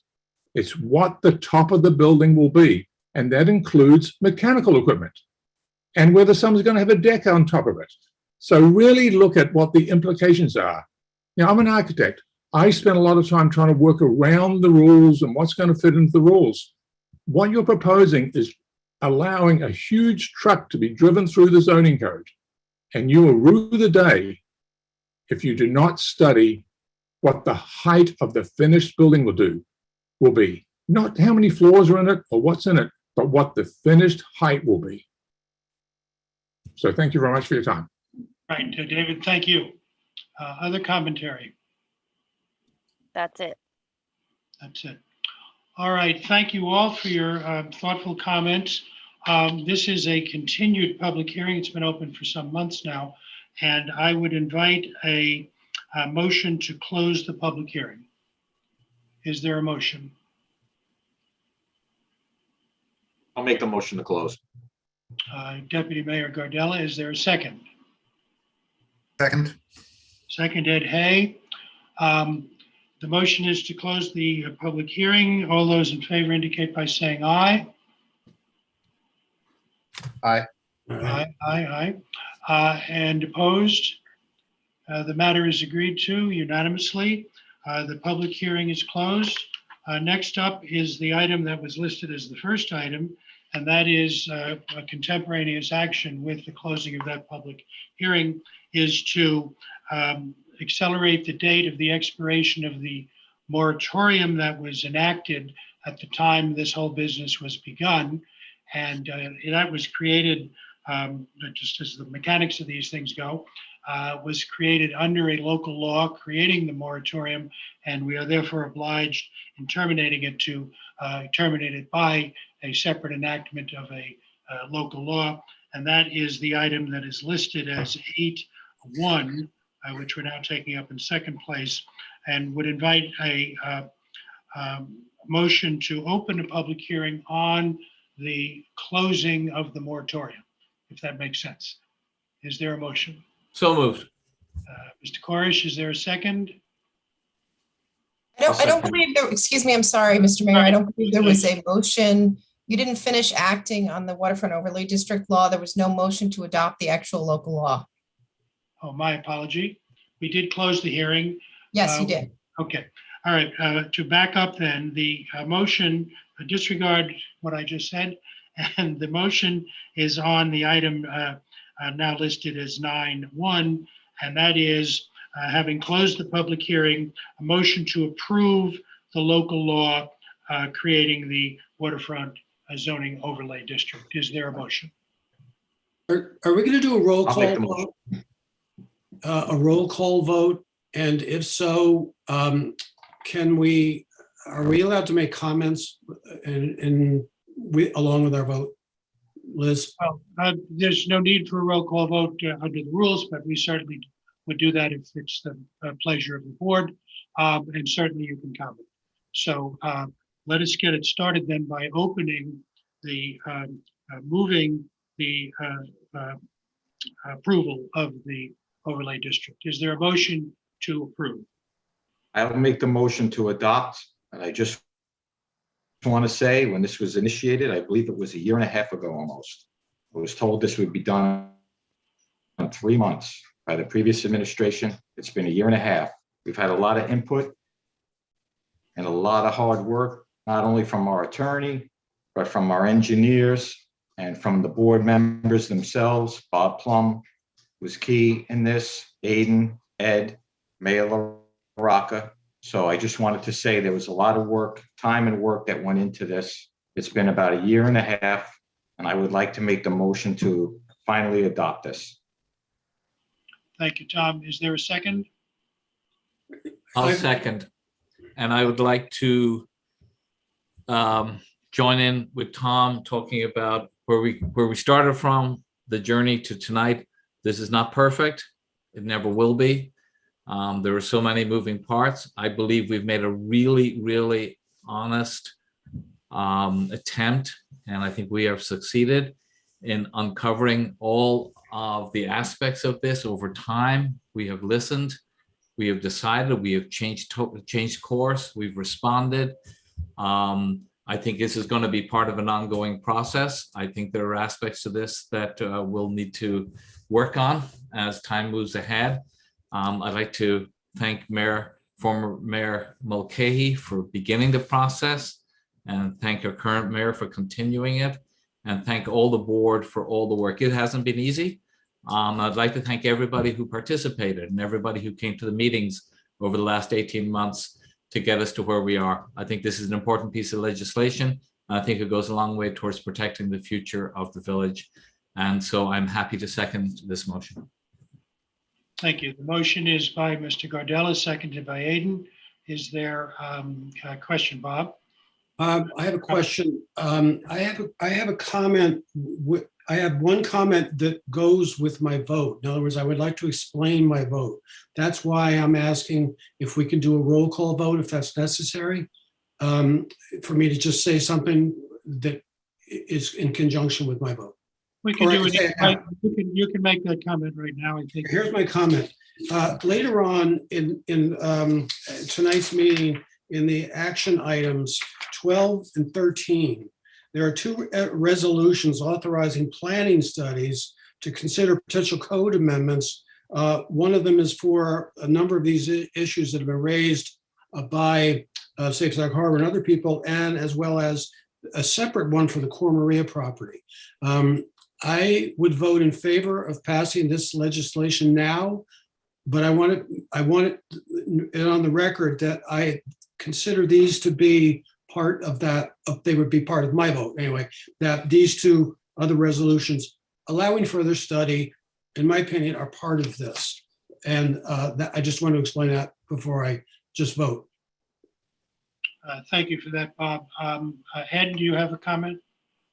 I do not.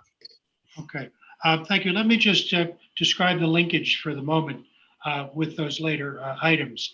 Part of that is just the mechanics and our good friend Robert, who wrote the Robert's Rules of Order, where these things appear in the agenda. The intent was, and I think Aiden described it, it's a good document, perhaps not perfect. We have a number of items that we would begin to treat now in a separate or collateral. In the Washington I was raised in, we would call them supplemental enactments that treat some of these issues that are still live, at least with regard to some of the people who are advocating for them. So what we're doing is enacting, we are not able to amend in the way you do in other legislative bodies without going back into the study process. So what we've done is we've completed the work on the overlay code. That is what is before us. We will, in these next couple of introductions, we will address some of these other issues that are collateral to this conversation. So yes, Bob, I would say they are linked, and I think your statement is sufficient. We can do a roll call vote if you like. Well, that's okay.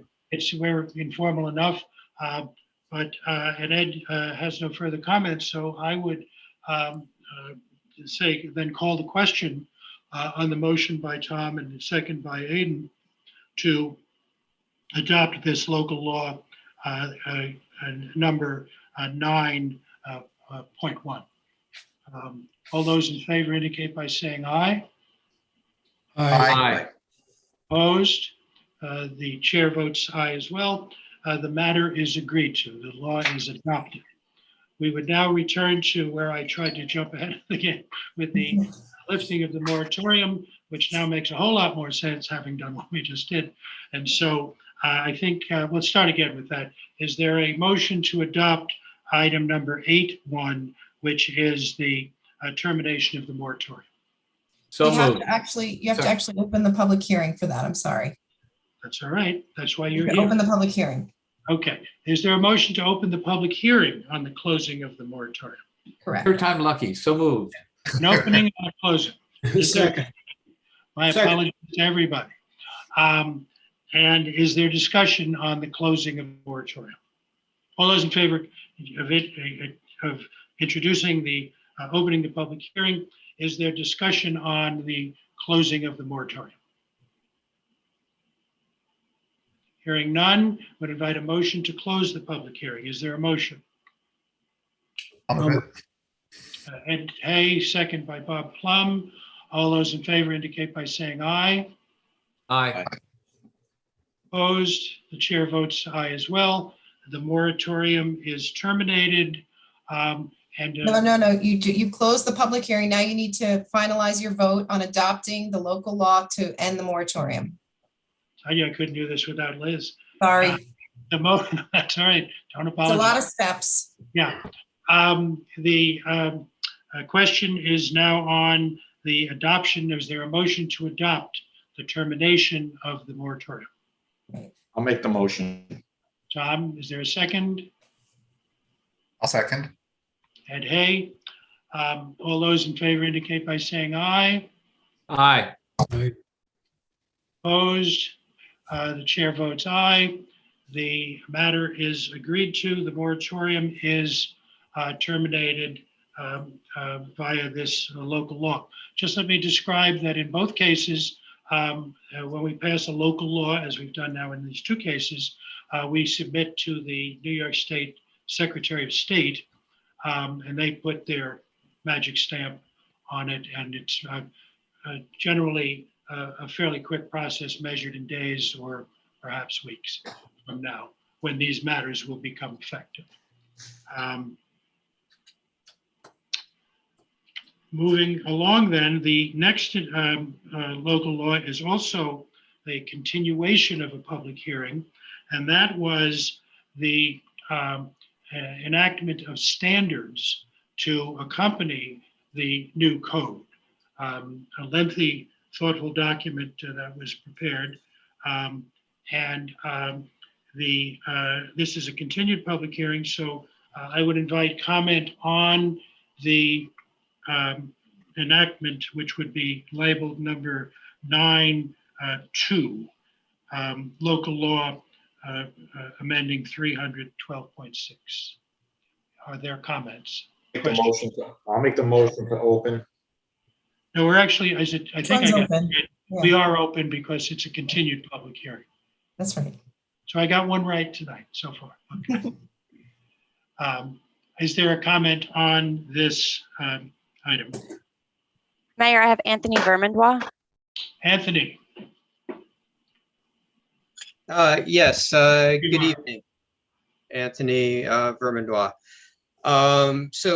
This, I just want to make sure I understand, this is 312.6, right, that we're talking about? Yes. Yes. Okay, yeah, so, I mean, you've heard my comments at the last public hearing. You've seen my letter that I've sent to you. Just to reiterate that in my view, this the way this code is currently worded, it will in effect kind of prevent small houses from being enlarged, but will do nothing to prevent the construction of new McMansions. I cited a specific example where, this proposed law will prevent the homeowners from doing a 500 square foot addition to a house simply because there is a 1 foot setback violation that has existed for 100 years, whereas they could build a brand new house on the same property that would be literally 3 times the size of the existing house. So I think the law is, the way it's being presented is a little bit unfair. Secondly, just to bring up the point that I think you all have made, that this is just the same as a law that exists in other communities. I would say not really in how it's being interpreted. Just you're going to cite town of Southampton as an example that I'm working on a project now. Very similar circumstances to this specific example I used in Sag Harbor. The difference here is on this property, there is a non-conforming use. They have 2 dwellings on the property where the zoning is for just 1 dwelling. And the fact that they have 2 uses limits the expansion of the 1 building to 50%. The way we're getting, and that 1 building actually is also non-conforming in terms of area. The way we're going to get around that is just give up the 2 uses, just go to 2 dwellings, just go to a single dwelling for the property. And once we do that, we're allowed to expand the existing building as much as we want, with other code limits like setbacks and whatnot. But we can expand it as much as we want, even though it is also slightly non-conforming in terms of its setback. So this doesn't sound like this is being interpreted in the same way that it is in exactly the same way it is in other communities. The other final thing that I would just want to say about this is that, Sag Harbor does have a tradition of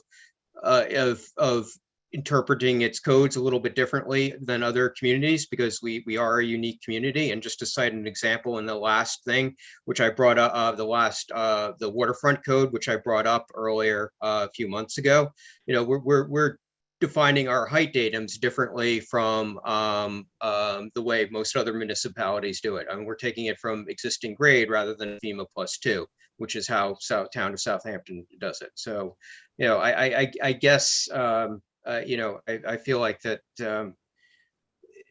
this code could just be tweaked a little bit and to make it a little bit more fair. Anthony, I have a question. You cited a number of examples there. The first one, I believe, was a house that was 1 foot over the setback line, and it's been like that for 100 years. And so this law would prohibit you from expanding that, but you could take it down and build a McMansion.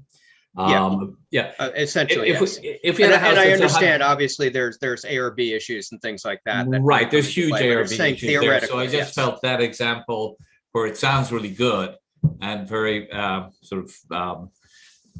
very provocative in a way, it is really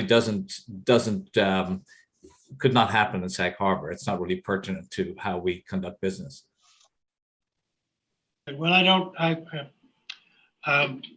let's not open a debate on this at this point, but thank you, Aidan. Is there other public comment on the local law? I have Stephen Leffler. Stephen? Good evening. I would just like to have one item added to this particular local law, and I had mentioned this back in November, that you exempt all applications which are pending before one or more of the regulatory boards at this time that may be affected by the changes within this law. So I'm just seeking an exemption for any applications which are currently in the pipeline. Well, I'm not sure. Liz, do you want to comment on that? Sure. I mean, that's really the board's prerogative. If you want this law to apply only to those applications that are not pending. That was never something that was indicated to me by the board. So it's not in the law as proposed. It would need to be added. And if you do want to amend the law, you can. It's certainly the board's prerogative, but you would not be able to adopt it tonight. We would have to amend it and then just make sure it's in final form for 7 calendar days before adoption. And I think, that was just not something I was instructed to add to this local law. And this local law is also, if you recall, recodifying a section of the law that was in the law prior to, I think, last year. So it was removed last year while some of these applications Mr. Loeffler is talking about were pending. And now it's being put back in with full notice to those people with pending applications that it's being reinserted in the law. So that's the part that I have trouble with, because we have had a moratorium. And I don't know where Mr. Loeffler's, what projects he may be talking about, but we actually de facto have had a moratorium. And therefore, if we bring this, if we vote on this now and forget the exemptions for applications in the pipeline, I don't really see where that affects people that much. Unless there's something specific, which I don't want to talk about anything specific anyway. All right. So thank you for that, Bob. Is there any other comment? Mayor, I have a Barbara Roberts. Barbara? Yes, Mayor Locker, this is a little bit out of order, but just a process question. You had mentioned that the code becomes law just by presenting it to the New York State. But it was my understanding that this would have to go back through the Suffolk County Planning Commission. it did to go get to a the final Suffolk County review. Planning Commission already. That has already happened. Every local law on this board's agenda this evening has had approval from the Suffolk County Planning Commission. Including the waterfront code? Correct. And when was that? I think In the last month. in the last month, yeah. Okay, thank you. Mhm. Thank you. Anybody else? Mayor, I have Catherine Levy. Catherine? Hi, I may be misunderstanding what we're capable of doing in terms of amending the law, but I thought that David Berridge made excellent points and it addresses the concerns that many of us have about the height restrictions. So if there's a way to amend the law to address David's specific concerns and make the height restrictions more precise so that developers can't drive trucks through them, I hope that the board can do that. It's my understanding that last year we changed the definition of grade to quote unquote existing grade. And that it is from that point which a building is measured, the height of. Ours is actually therefore more restrictive than many other municipalities, which start off at the FEMA and then they sort of, you get an extra couple of feet for free there, and then you go up from there. I'd have to ask Liz to check that, but we did change that about a year ago, year and a half or so, to define essentially working grade as existing grade, which is a measurement above sea level, by the way. So it is a finite measurement. Thank you, Bob. That's my understanding of what's on the books now. Right. Thank you, Bob. Other comment, questions?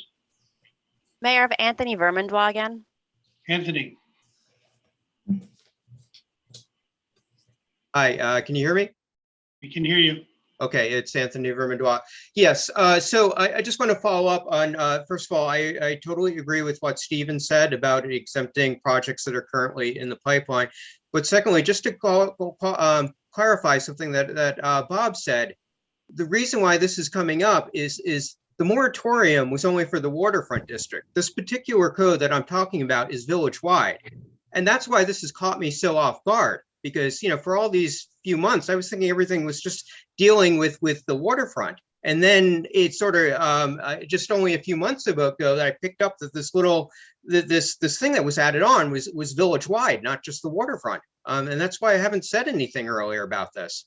So, yeah, I mean, I think at the very least, you could at least, you know, because it could potentially impact a lot of pending projects. I think at the very least, you can exempt projects that have already been submitted to the various boards if they are outside of the waterfront district. All right. Thank you, Anthony. Anybody else? That was the last one, Mayor. All right. Thank you, Connie. Let me just describe these other matters we have further down in the calendar. In a village like this, under a code of the kind we have, it is subject to continuous, eternal fine-tuning, changing, amending, updating, revising. It's a living document. And in the time, the 6 or 7 years I've been on the board, we've amended the code from time to time as needed, on local initiative, on member initiative, on community initiative, and so forth. And what we propose to do in the next phase of the work that's already happened is have a collateral process or a supplemental process that treats these issues that, for one reason or another, people are advocating on. So that will happen in any event. The process for amendment to this work so far has been almost eternal along the way. So I would hope you would look favorably on engagement in the next phase of the continuing phase of adapting your village code, but also fine-tuning the overlay code as we go forward. That's the way it works, at least in my judgment. So without further commentary, I would ask if there is a motion to close this public hearing on 312.6. Is that the motion that's in order, is to close Yes, the yes. continued public hearing? Is there a motion? I'll move it. Ed Hay, is there a second? I'll second it. Tom Gardella. Any other comment? All those in favor indicate by saying aye. Aye. Aye. Bob? I'm opposed. Opposed? Chair votes aye, and the ayes would have it. The matter is agreed to, and the matter is adopted. Next up. It's not adopted. You just closed I'm the sorry, public we hearing. closed the Sorry. hearing. I'm sorry. Yeah. The motion now is on the adoption of the change to 312.6. Is there a motion? I'll make I'll the move it. motion. Okay, Tom Gardella with a second by Ed Hay. Any other comment? Is the action then is on the adoption of this amendment to We need to vote. 5 to 6. Is there a motion to adopt? We have the motion to adopt. We need to vote on the last motion. Right. All those in favor indicate by saying aye. Aye. And Bob again? Is this for closing the public hearing or on the actual motion? Sorry, It's on the actual motion now. I'm opposed. We closed there. You remain opposed. Okay. Yes. And the chair votes aye. And the matter is agreed to. And the public hearing, these three matters are now adopted and closed. We move now to the discussion items. The first one we had listed was the affordable housing, but that was fetched up into the presentation by our colleagues and the commentary we had there. Excuse me, Next Mayor? up, yes, sir. Can I make a comment on the affordable housing? Sure. I'd like to say something. I want to thank Brian, Michael, Pilar, Maria, Catherine, Elizabeth, and Sean for stepping up and speaking out on this issue. And I would just say to everybody and to that group to stay engaged and to hold your public officials accountable, whether it's this board or it's the Southampton Town Board or the East Hampton Town Board, to keep this issue in the public eye. As you remember, when you first took over, Mayor, I spoke up and challenged everybody. And you've seemed to have risen to the challenge. Ed has done some great work. Bob, Aiden has had some great input. So I would just say, let's just stay engaged and just keep moving forward and keep this topic in the public eye. So I just want to thank those residents for coming and speaking. Thank you. And I would second that. And thank you for that, Tom. And for those of us who were able to get down to the wharf a couple of weeks ago for the community event that was organized by Michael and Bryony and the other members of YIMBY and related groups, it was a very strong affirmative expression of public sentiment. So we absolutely stay engaged. We will need you to accomplish what we're trying to accomplish and vice versa. So thank you for that. The second discussion item is a developing proposal from Peconic Jitney. Recall that a couple of years ago, we had a ferry service, a pilot program introduced between Greenport Village and Sag Harbor Village, organized with the folks from Hampton Jitney, folks from Greenport and so forth. And they have been back now at the end of COVID, hoping to revive their proposal. In the packet tonight was a brochure that they have prepared. Is there anyone here from Peconic Jitney who wants to be heard in discussion on this matter? Mayor Jim Ryan is on. Let me just unmute him. Jim Ryan, some of you will remember, was active with us a couple of years ago during the pilot. And Jim, welcome back. And let us know what you have. Hello, Mr. Mayor. Thank you for having us tonight. it sounds like you had a long, I don't want to keep anybody longer than they have to, but with regard to the discussions you've had tonight between COVID and housing, on behalf of COVID, I'm just finally recovering myself, which I'm grateful to get through my couple weeks of, getting through it. Let us officially welcome you back. Yes, thank you. I Good to have you appreciate back. that. Good And to with have you. regard to the housing issues that you have in Sag Harbor, I can appreciate that because we have that, in most of the East End communities between Greenport and Sag Harbor. And a lot of the people that I work with, at Hampton Jitney and Peconic Jitney, a lot of people are grappling with, trying to find appropriate housing, to get up every day, do their work, and provide the services that we have that we become accustomed to out here, that we, want to try to maintain that balance. So going forward, with what we're proposing tonight, I appreciate again you're staying up. It's been a long day, I could see.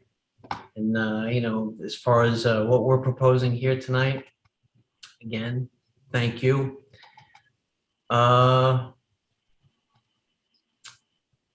With this opportunity to present and discuss our desire to ultimately reintroduce the potential of implementing during the 2022 summer season, seasonal passenger ferry service between the villages of Greenport and Sag Harbor, New York, as performed during the 2012 pilot program.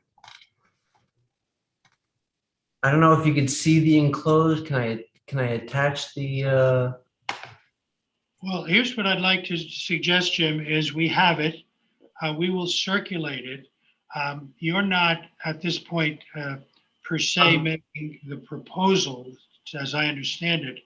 So what I would like to do is to take this period between now and our next meeting to put this in wide circulation on the board and people who participate with us, and have you put on a full-blooded presentation of the specific proposal when we convene in February, if that works for you.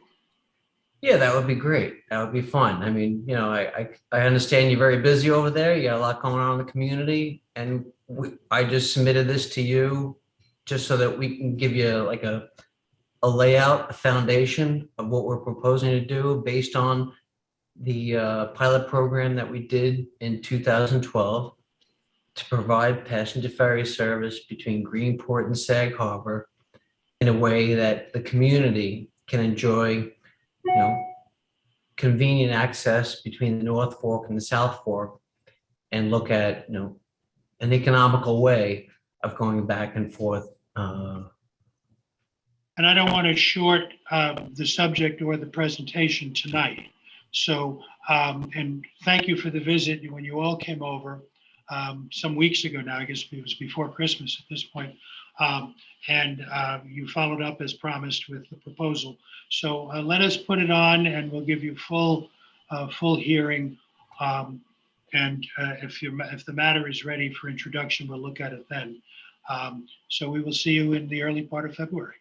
In February, okay. And what we're basically looking for is just a landing agreement. Just right. to. Right. The specific action is a fairly simple one. The larger questions are the ones that'll get raised.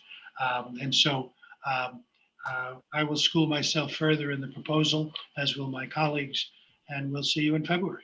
Okay, and I appreciate that. Thank you. All right, Jim, and be well. Yes, thank you. That's an order. All right, that concludes the discussion items. Under action items, the first one up is we have a number of routine items here now. The first is a request authorization for commercial slip mooring usage for B-Dock slip number 24. As you know, we specifically act on these for any commerce activity on the village docks. And this is from Hillary Hoffenberg and Chuck Wade to conduct a sunrise and day cruise operation. But In the letter accompanying it, it describes it as operating not from that dock, other than the boat would be moored there, but the actual activity would be running out of Northwest Landing in East Hampton. So I would propose that we, and it's a recommendation of the harbor master and I, that we approve this item, but that subject to the actual landing, taking on and discharging of passengers will, as the supplemental document says, will be taking place in a Northwest Landing and subject to whatever approvals they need from the town of East Hampton. So on that basis, I would move the item. I'll second it. Second, Tom. Questions, comments? Then subject to that limitation, all those in favor indicate by saying aye. Aye. Aye. Opposed? The matter is agreed to. Next up, authorization for the village clerk to advertise a whole bunch of stuff.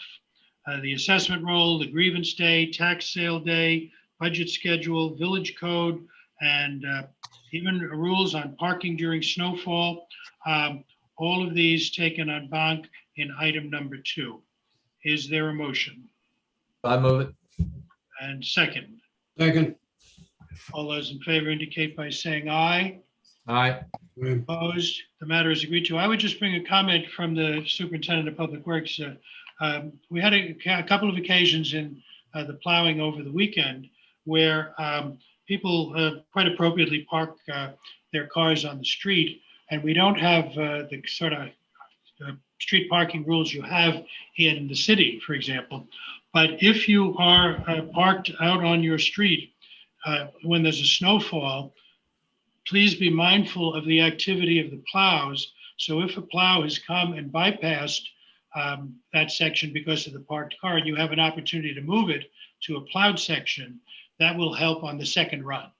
And it's informal, but if you're like me, you pay attention when the plow is out there, and just ask people to be mindful of moving if they can, because if things settle in and there's a hard freeze, it gets harder to deal with frozen snow. Next up is the real property tax exemption income limits for senior citizens and disabled persons. Is there a motion? Move it. I'll second. Second, all those in favor indicate by saying aye. Aye. Aye. Next, the matter is approved. Next up is a resolution authorizing the mayor to sign the Animal Control Services intermunicipal agreement and IMA with the town of East Hampton, pending approval by our village attorney. Is there a motion? So moved. Second.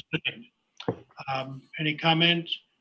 All those in favor indicate by saying aye. Aye. Opposed? The matter is agreed to and subject to the approval of the actual agreement by village attorney, Liz Vale. Next up, approval to set date and time for the annual village election on June 14, 2022. The sun will be out, the leaves will be green. It'll be more than 16 degrees to be held at the fire headquarters. Is there a motion to set the election date? Jim, before we vote on this, it says from noon to 9. We, prior to the last election, changed that. This is, we picked this up obviously from it earlier. Right. We set it at 6 a.m. as I recall. I believe so. I believe it was from 6 a.m. like every other election here. I would strongly support that. Okay. And you were the author then, and you were alert now. So you get two stars. So subject to that amendment between the hours of 6 a.m. and 9 p.m. on the 14th of June. Is there a motion? I'll move it. So Aiden, moved. second. Second. Bob Plum, all those in favor indicate by saying aye. Aye. Aye. Matter is approved. Helen Diagardi, President of the Chamber, requests permission to have the 11th annual Harbor Frost on Saturday, February 5th. We could have had it this weekend. It should have been. From 11 a.m. to 6 p.m. on Main Street and Steinbeck Waterfront Park.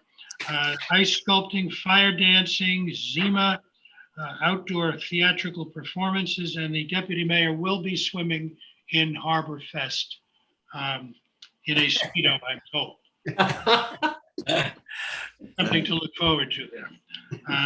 All those in favor indicate by saying aye, subject to the participation of the deputy mayor. Aye. Aye. I will delete my amendment. All those in favor indicate by saying aye. Aye. And I think we're also authorizing a sign on the wharf in association with it. Next up, the fire department requests permission to have the annual carnival fundraiser at Havens Beach, Tuesday, August 2nd, to Saturday, August 6th, 2022, including a fireworks display on Friday the 5th, as well as a sign on Long Wharf. I would say, as somebody who got back to it this summer, the return of spirit to the village when the carnival came back last summer was sensational. And I think Chief told me that it was the highest attendance they'd had in memory. And so it's a very popular and positive event in the village. So it's a pleasure to introduce this. Is there a motion? I'll move. Second. I'll second. All those in favor indicate by saying aye. Aye. Aye. Opposed. Richard Scavone, Secretary of the Fire Department, requests that Colby Wilson be placed on the rolls of the fire department as an active firefighter. Also to accept the resignation of Hap Wills and ask that he be added to the honorary roll of the Sag Harbor Fire Department. First of all, welcome to Mr. Wilson. We're glad to have you. And I don't know if we could say enough about Hap Wills and his contribution to this village and to the department. He is a local landmark himself, and he has well earned the title to be an honorary member of the department. So with all our best wishes to have and recognition of his service. I'll make the motion, and I'm happy to see Colby get into the department. His dad, JR, has been a long-serving member, part of the rescue squad, crew chief of the rescue squad. So it's good to see another generation coming, stepping forward in Colby. And regretfully, Hap has decided to go honorary after many years of service. And I just wanted to say thank you to Hap for all his good advice over the years and some of his mentorship as a firefighter. So I'll make the motion. And is there a second? Second. Ed Hay, and I endorse that strongly, strong feeling that we have for both these fellows, the next generation onto the fire department and one of our real senior leaders going on. Mayor, if I could also mention, Colby's mom, Heidi, is also a firefighter in our department. So I don't want to shortchange Heidi, but she's been in Phoenix Hook and Ladder for many years, and she's very familiar with the ladder truck. Excellent. So we have he has two parents, two firefighter parents. Family enterprise. Wonderful. All those in favor indicate by saying aye. Aye. Aye. Opposed, the matter is agreed to. Next, regretfully, is to accept the resignation of Val Florio as chairman of the Zoning Board of Appeals, effective immediately. This was a week ago. The very next item is to appoint Susan Mead as the new chair and member of the Zoning Board of Appeals. So first, is there a motion to accept with regret the resignation of Val Florio, who has been a stalwart in the village? He was chairman of ARB and moved over at my request to ZBA. These are two tough, demanding boards, and we value his service tremendously. Is there a motion for Val Florio? I'll move. Is there a second? I'll second, and I'll second everything you said about Val. I think he's given great service to the village. Okay, any other commentary? I'd agree with it. I would just say, Mayor, that, all of these board members, they volunteer their time. They're very dedicated to what they do. And it's unfortunate that sometimes our press or things are reported a certain way. And these people, they care a lot about what they do.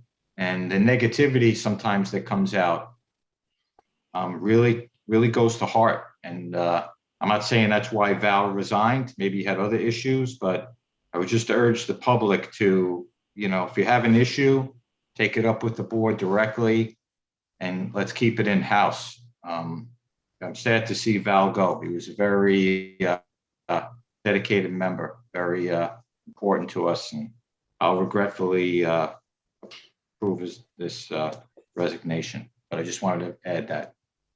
Thank you, John. All those in favor of accepting the resignation indicate by saying aye. Aye. Opposed?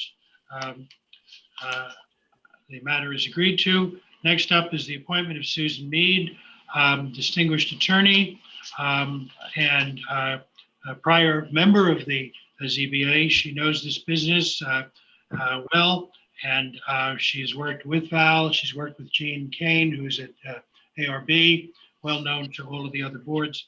And so I have nominated her as chair and member of the Zoning Board of Appeals to be effective immediately.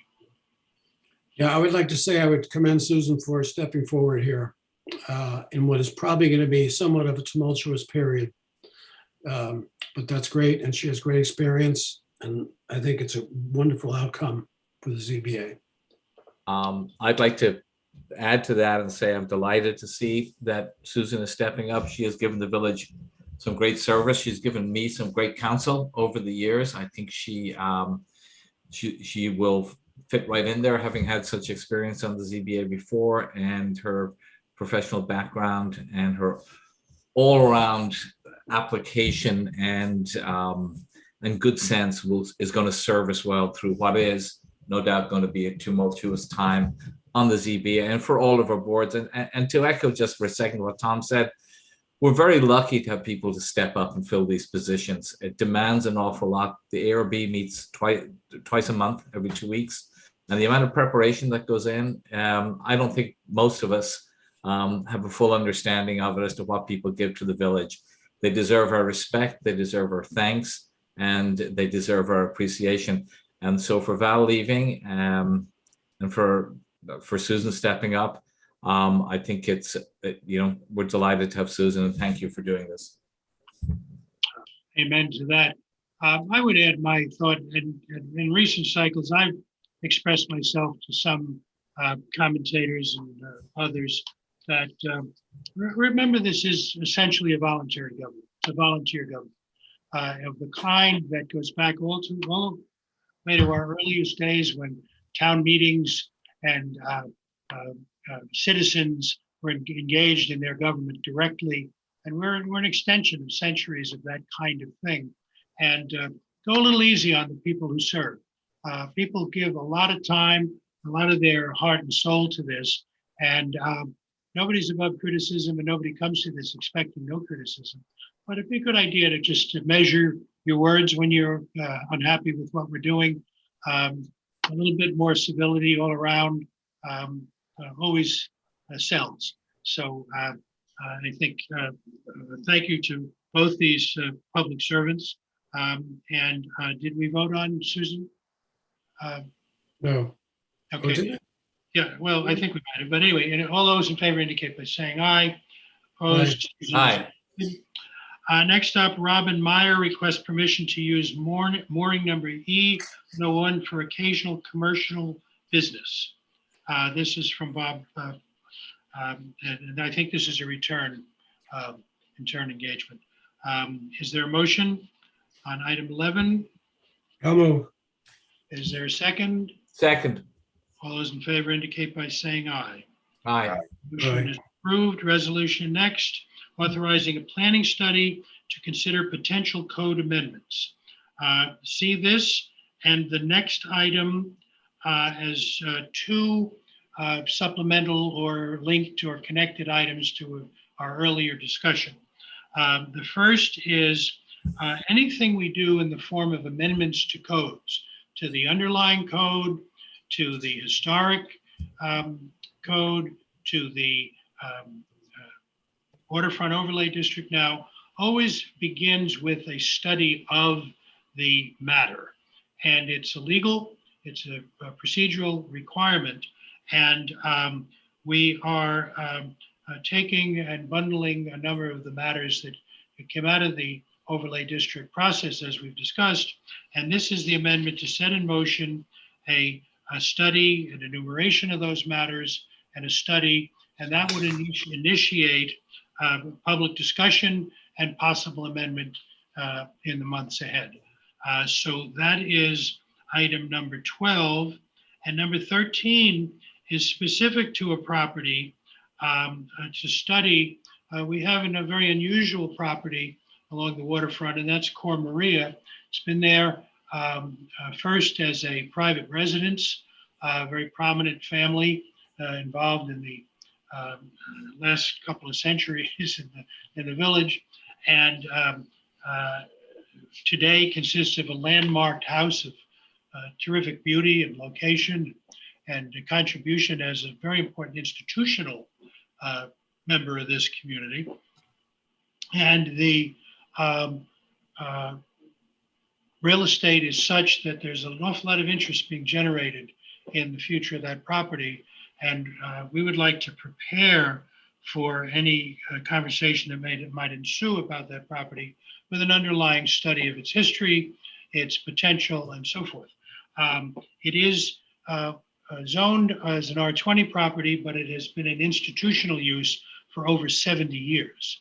And so this is undertaken to have an updated assessment of the property and how our code, our waterfront overlay district, which it's now a part of, and our underlying code might better protect that property in terms of future utilization.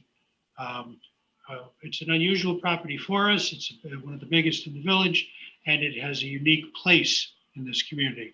And so we want to be armed with a full study of all of the circumstances associated with the property.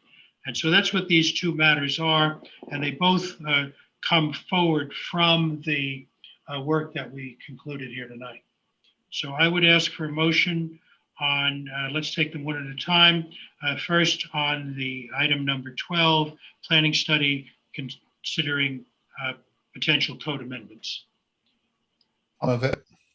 Is there a second? A second. Second, Bob. Liz, do you want to give just a brief overview of number 12? Sure.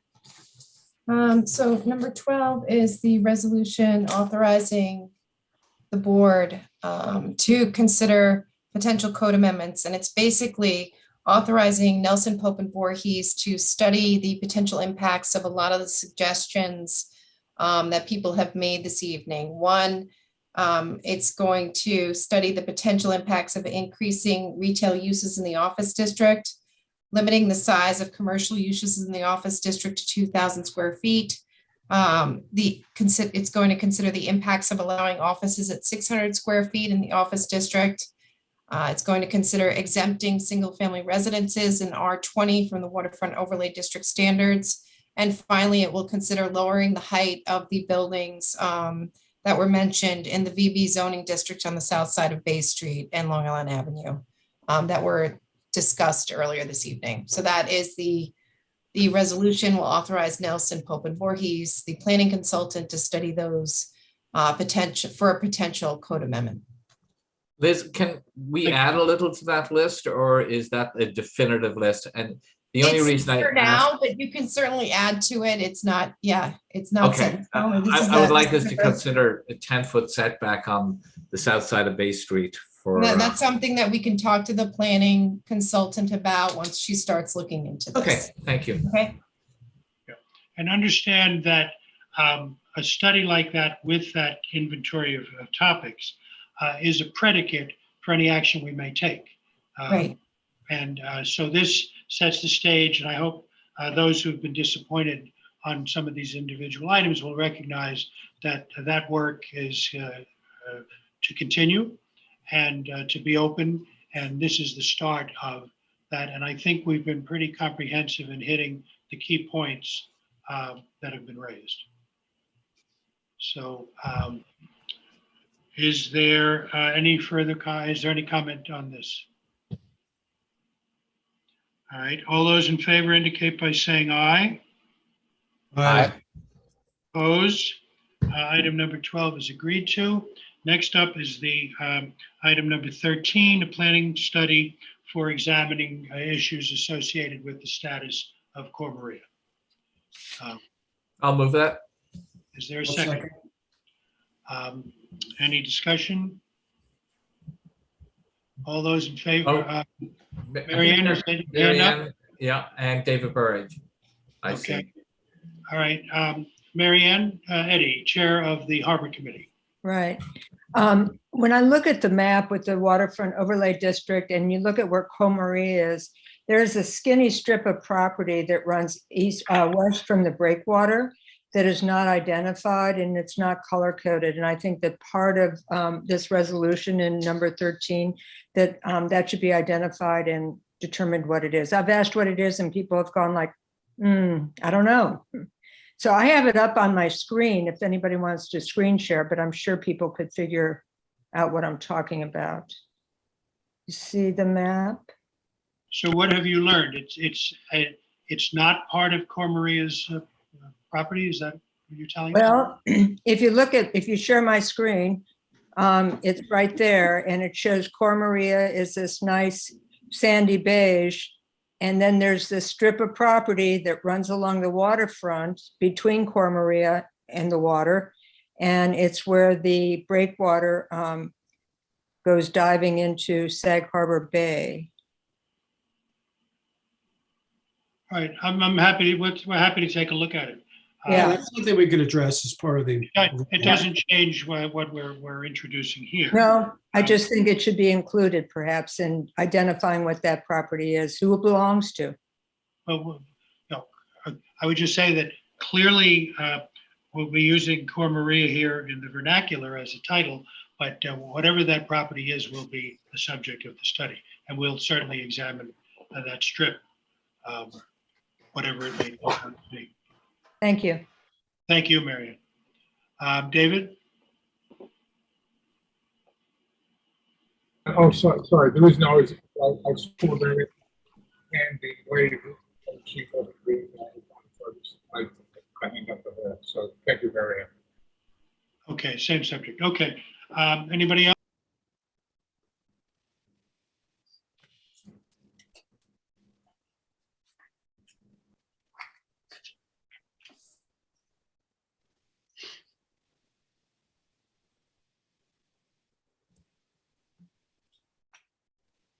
We frozen?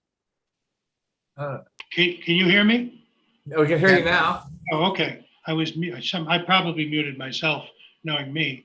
So that takes care of number 13. Number 14, did we finished that, right? No. Number 14, no, we did not. No. So all those in favor of item number 13 indicate by saying aye. Aye. Aye. Opposed? The matter is agreed to. Number 14, bank reconciliations and collateral report as contained in your packet. Would invite a motion on item number 14. I'll move it. Second. Second.